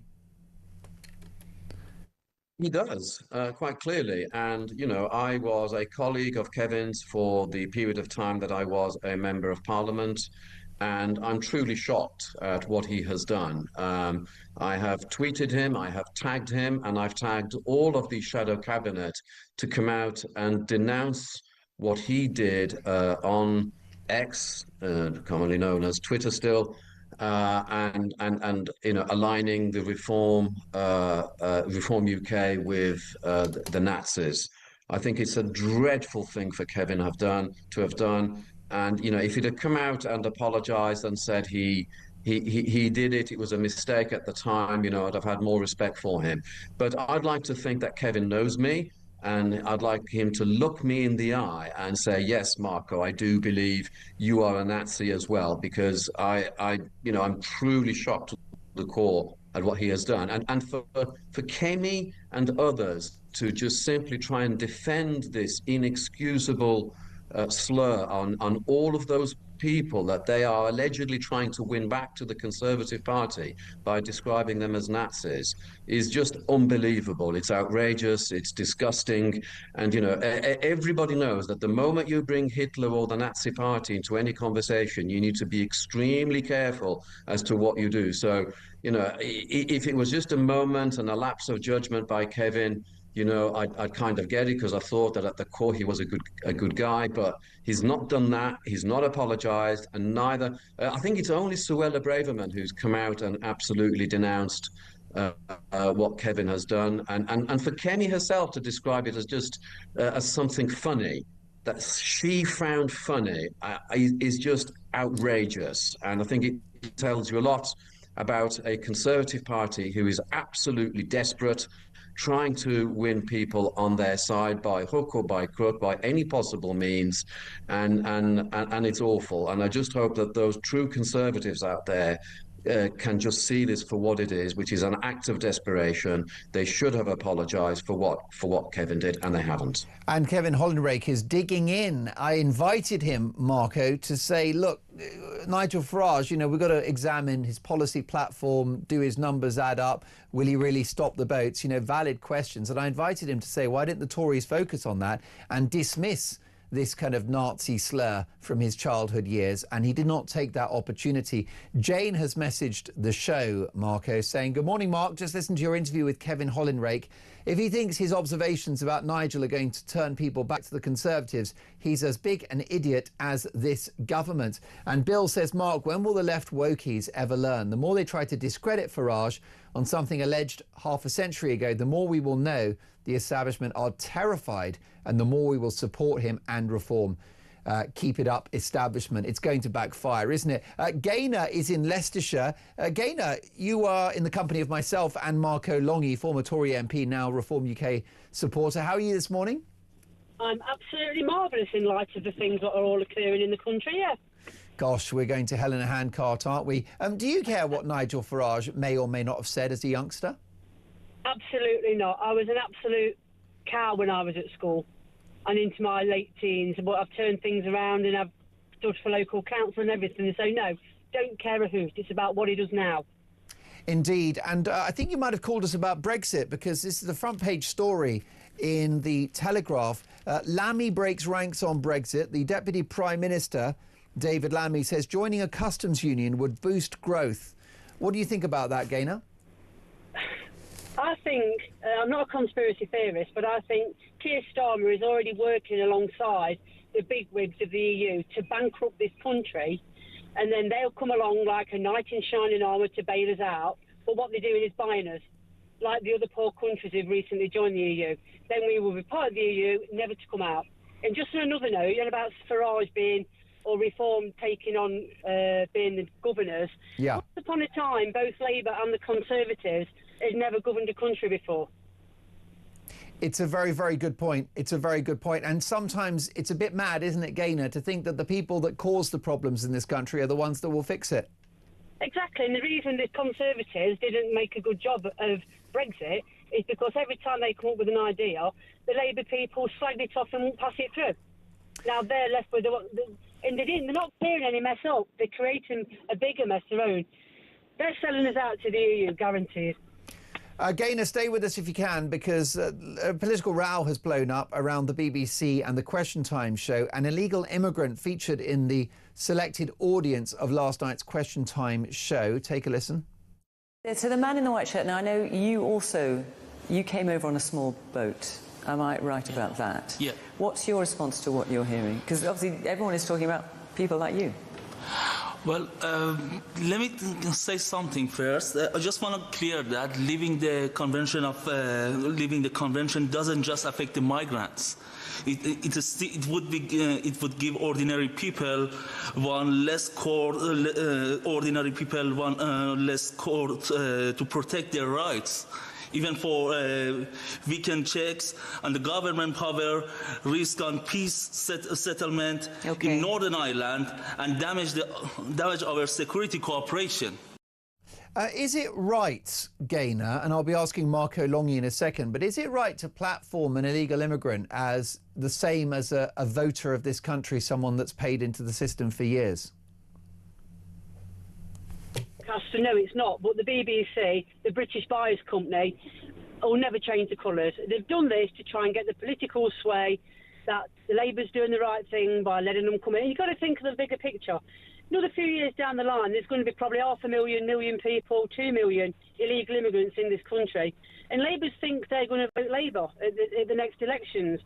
God hope it's sooner than later. But they won't be bothered. They're in there and they're converting us all to their said religion already. That's what's stocking all the supermarkets, prisons, schools are using halal meat without notifying us all. And I think that's wrong, which needs to be stopped. But it's been because halal, like the preparation of halal meat and kosher is incredibly well. It's against the way that we prepare food in this country. It's cruel, isn't it? Exactly. When it's like everyone, come to our country by all means, but you pay your taxes and you abide by our rules primarily. If they're not happy with that, stay where they are. We're animal lovers. Gaynor, common sense on a Friday. Do call me again soon. Really enjoyed our chat. Marco Longi, your reaction to everything Gaynor has had to say? I think Gaynor is absolutely brilliant. You know, she represents one of the millions and millions of what I would call real people out there that the political class and the establishment just choose to ignore, and again and again and again just want to put down. Their voice will be heard at the next general election, and it's going to be an absolutely devastating blow to both the Conservatives and the Labour Party for treating them so badly. You know, and coming back to the BBC, you know, this organisation that has been found to be with its hands in the till over bias to actually platform illegal immigrants who have, yes, they have claimed asylum, but their first act was to break into the United Kingdom. That is a criminal act. It's a bit like wanting to have a special program on BBC Question Time on the justice system and platforming real criminals there. Yeah. Why would they want to do that? That was only to try and have people who are sitting next to them and have some kind of emotional reaction that might induce some kind of emotional blackmail, if you like, and wanted to feel sorry for them. These guys were refused entry in all of several countries they crossed when they applied. But they get to the UK and we have a different set of criteria. You know, I've lived in many different countries, and the UK, if there's a law, it does everything to try and obey it. But you try and live in Italy or France and Germany, if there's something there that doesn't suit them, you know what? They just simply don't do it. So why is it that we find it acceptable to have them in this country and then put them on a national broadcaster funded by the taxpayer again, having committed a criminal act and with the sole purpose of trying to gain sympathy towards them? This is, again, an act of desperation by a BBC who is beyond repair, and the sooner we revise that royal charter and make sure that they go onto some kind of paid subscription model, the better. But at least people then can choose. If they want to watch something that has got such a left-wing bias, then they can absolutely do so if they want to. But why should it be at my expense, at your expense, or anybody else's expense who do not want to listen to that kind of propaganda? Marco, fantastic to see you again. Do join us in the near future. Marco Longi is a former Conservative MP and now a Reform UK supporter. Perhaps he'll be back in the House of Commons in a couple of years' time. Erois says, good morning, Mark. My daughter made a vile, racist, violent slur towards a fellow pupil who she disliked. The head was horrified by the racism and I was horrified by the violence. We both dealt with the incident severely. My daughter is now a teacher. This was only 15 years ago. Dave in Kent. Hi, Mark. Interestingly, Labour are focusing on something that may or may not have been said by Nigel Farage when he was 17, whilst at the same time advocating for 16-year-olds to be given the vote. It makes my head spin. Thank you for that, Dave. And Dave in Bristol. Good morning, Mark. The government and their puppet media outlets are using this absolute nonsense about what Nigel Farage said as a child at school as a distraction, thinking that they will turn people's attention away from the disastrous and ruinous damage that they're doing to this country through their awful policies and dictatorial measures. This has got you excised, hasn't it? Does it matter what Farage said? More on this next.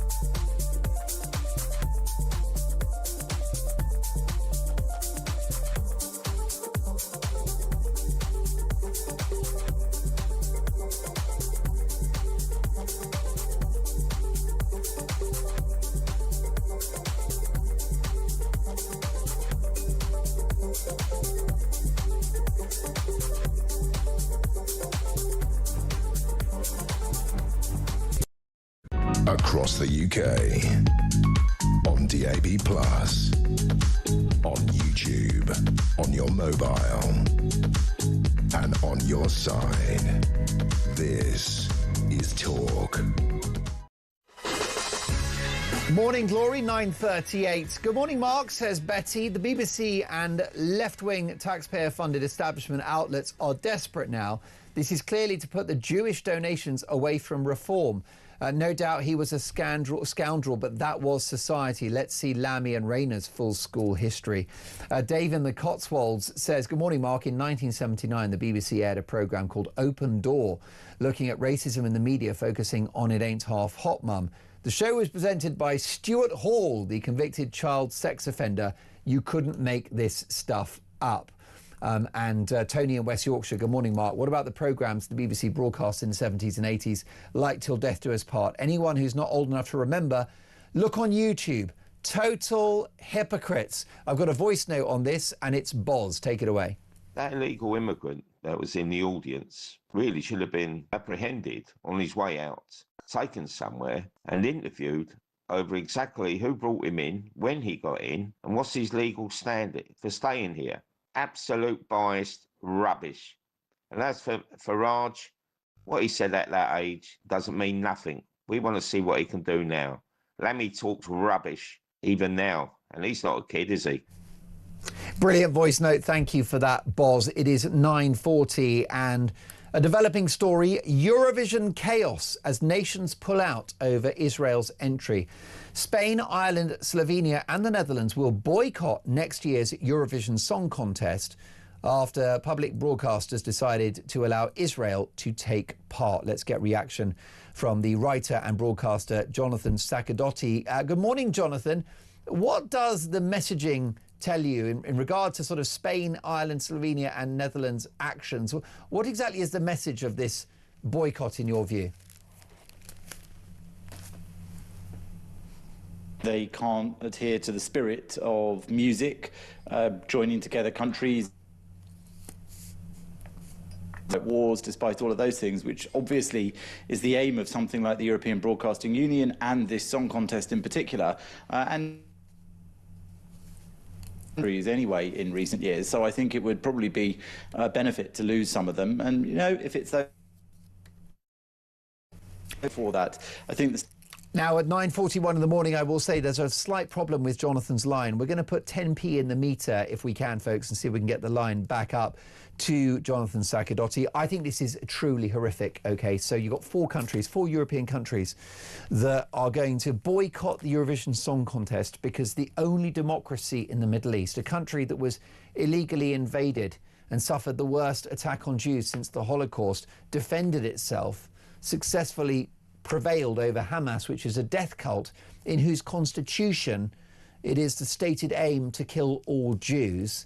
And for that, the Irish and, who is it, the Spanish, Slovenia and the Netherlands all boycott it. Well, I think, as far as I'm concerned, that they are all shocking anti-Semites. I think that is the issue that we've got.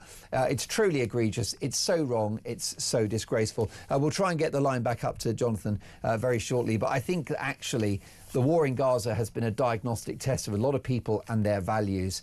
And I'm afraid that the ancient religion, the old hatred of anti-Semitism is rife and still with us. Tony is in Southampton. Tony, what do you make of this row around Nigel Farage and remarks he might have made at school? Well, it was very different times. So I was born in 1962, same year as Keir Starmer, and 3 years before Nigel.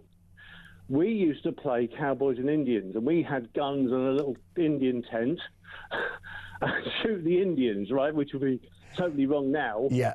Then we had Dad's Army. Jonesy wanted to get the fuzzy wuzzies with his bayonet, right? And, you know, as being inappropriate now, very much so, you know. Then I went to, when I was last year at school, I met Lord Mountbatten. He was then, a few months after I met him, he was blown up by the IRA, right? Yeah. I went to work in a telephone exchange, and the ground floor, all of the windows had to be bricked up because of the IRA. Yeah. You know, the telephone, and East Street in Southampton was blown up by the IRA. You know, so it was very, very different times. We didn't have I didn't know of a single Jew in our school. Didn't know what a Jew was. Yep. So I didn't go to college, so I went to tech college. But it was very, very different times. And you would play out Dad's Army, and you made it play out Frank Spencer. We weren't allowed to watch Alf Garnett. We weren't allowed to watch On the Buses or Love Thy Neighbour. I don't think we were allowed to watch Bernard Manning, to be honest. Yeah. Didn't understand the black and white minstrel show. That was old people stuff. Well, that's it. And this witch hunt, it's not going to work, is it? It's actually going to be a recruiting operation. More people will vote reform because of this witch hunt. Well, what about asking Keir Starmer, did he play Cowboys and Indians? Tony, I think he did. He's definitely a cowboy. That was a lovely call. Do call me again soon. I think we've got the line back up to Jonathan Sacerdoti, who's a podcaster and journalist at The Spectator. Jonathan, yes, so, I think that Spain, Ireland, Slovenia and Netherlands should hang their heads in shame, shouldn't they, for boycotting the Eurovision Song Contest because of Israel's participation? Absolutely. Obviously, Israel should take part in the Eurovision Song Contest because it complies with all the rules of the European Broadcasting Union, and the whole concept of the Song Contest is that it brings together the nations so that they can have a cultural event, if we can call it that, which celebrates everything non-political. Yes, there are political elements in the voting and how different European nations see each other, but if they want to politicise this, they're the ones breaking the rules, so it's good that they're... Well, most definitely, absolutely. They have revealed their true colours. Jonathan, the line is not great, but I really enjoyed the brief comments that you were able to make. Jonathan Sacerdoti writes for The Spectator. He's got a brilliant podcast as well. It's called I'm Jonathan Sacerdoti, and it's well worth a listen or a watch. More to come. This is Morning Glory.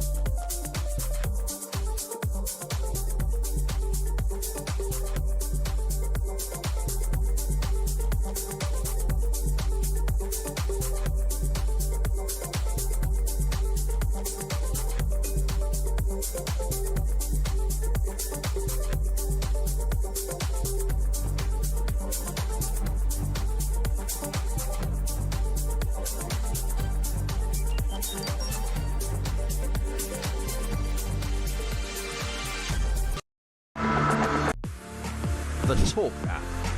You can watch, catch up and listen to all your favourite shows and podcasts anytime, anywhere, all on the Talk app. Watching and listening to talk just got easier. There's now only one place for the home of common sense. So head over to your App Store or Google Play and search Talk now.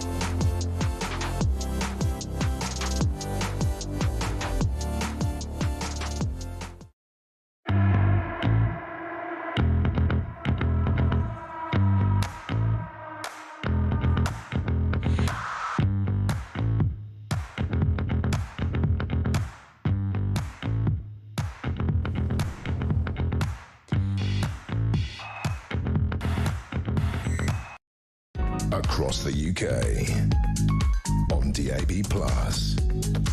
on YouTube, on your mobile, and on your side. This is Talk. It is 9:49. Thank you so much for your company this morning. The calls, the voice notes, the texts. If you've been watching on TV or listening on the radio, it's been a really, really busy 4 hours and a strong, strong set of reactions to Question Time, the BBC, an illegal immigrant treated as a regular voter on that show, demonstrating a clear agenda by our national state broadcaster, and this witch hunt of Nigel Farage. I think Nigel has questions to answer, but on policy, not on his childhood. I'm very excited, by the way, about the next episode of Talk Women. It's my brand new favourite show. It's available to watch on YouTube. This week is a fantastic panel with Alex Phillips, Samara Gill, Layla Cunningham, Alison Pearson and Sharon Davies. Take a listen. We have our own sex offenders. We just don't need to import them. I think what we need to do, number one, is better policing on platforms. And we need to just stop allowing men into this country who see women as something to be taken and something to be abused. Something like weightlifting or world's strongest woman. I mean, you're going to have a clear advantage if you're a man. It is the law for you to say, you cannot be in my changing room, you cannot be in my toilet, you cannot be in my sport. All of that now is being wiped out, and it's like a desecration of our culture, isn't it? Brilliant stuff. There you go. Talk Women. Head to YouTube and search Talk Women. Up it pops. We've had a really big debate about Nigel Farage, this architectural, excavation of his history as a teenager. This is a voice note from James. Hi, Mark. I think I've got a very simple explanation to this Farage allegation. The chap who blew the whistle, I gather, is somebody who makes television programmes for the BBC. So clearly what happened was that 50-odd years ago, Nigel said, I hate Manchester United. And then 50 minutes later, he said, I love Jews. And this chap spliced the two together to make it sound anti-Semitic. Absolutely brilliant. That is priceless. James, very well done there. Bit of satire is much needed on a Friday morning. Reg says, Mark, I think it's disgusting that your last caller said, how dare he say that Keir Starmer ever played Cowboys and Indians? He played Brokeback Mountain. Yikes, I couldn't possibly comment. Let's get a quick voice note from Nick on Brexit. Labour want us back in. Take a listen to this. Morning, Mark. This government is so ideologically wedded to the European project that, of course, it's their intention to drag us back in now, indeed, as part of their scorched earth policy, because they know they're finished in 3.5 years and they're going to make it as difficult as possible for a reform government to leave the institution that they hate. Well said, Nick. And actually, I've got a related point on this, and it's from an unnamed listener who says, if Europe cannot collaborate peacefully, organising a song contest, how do they expect the EU to work for every country? Proves we are better off out. John in Woodford says, hi, Mark. Have the BBC ever had pre-trial criminals on Question Time before?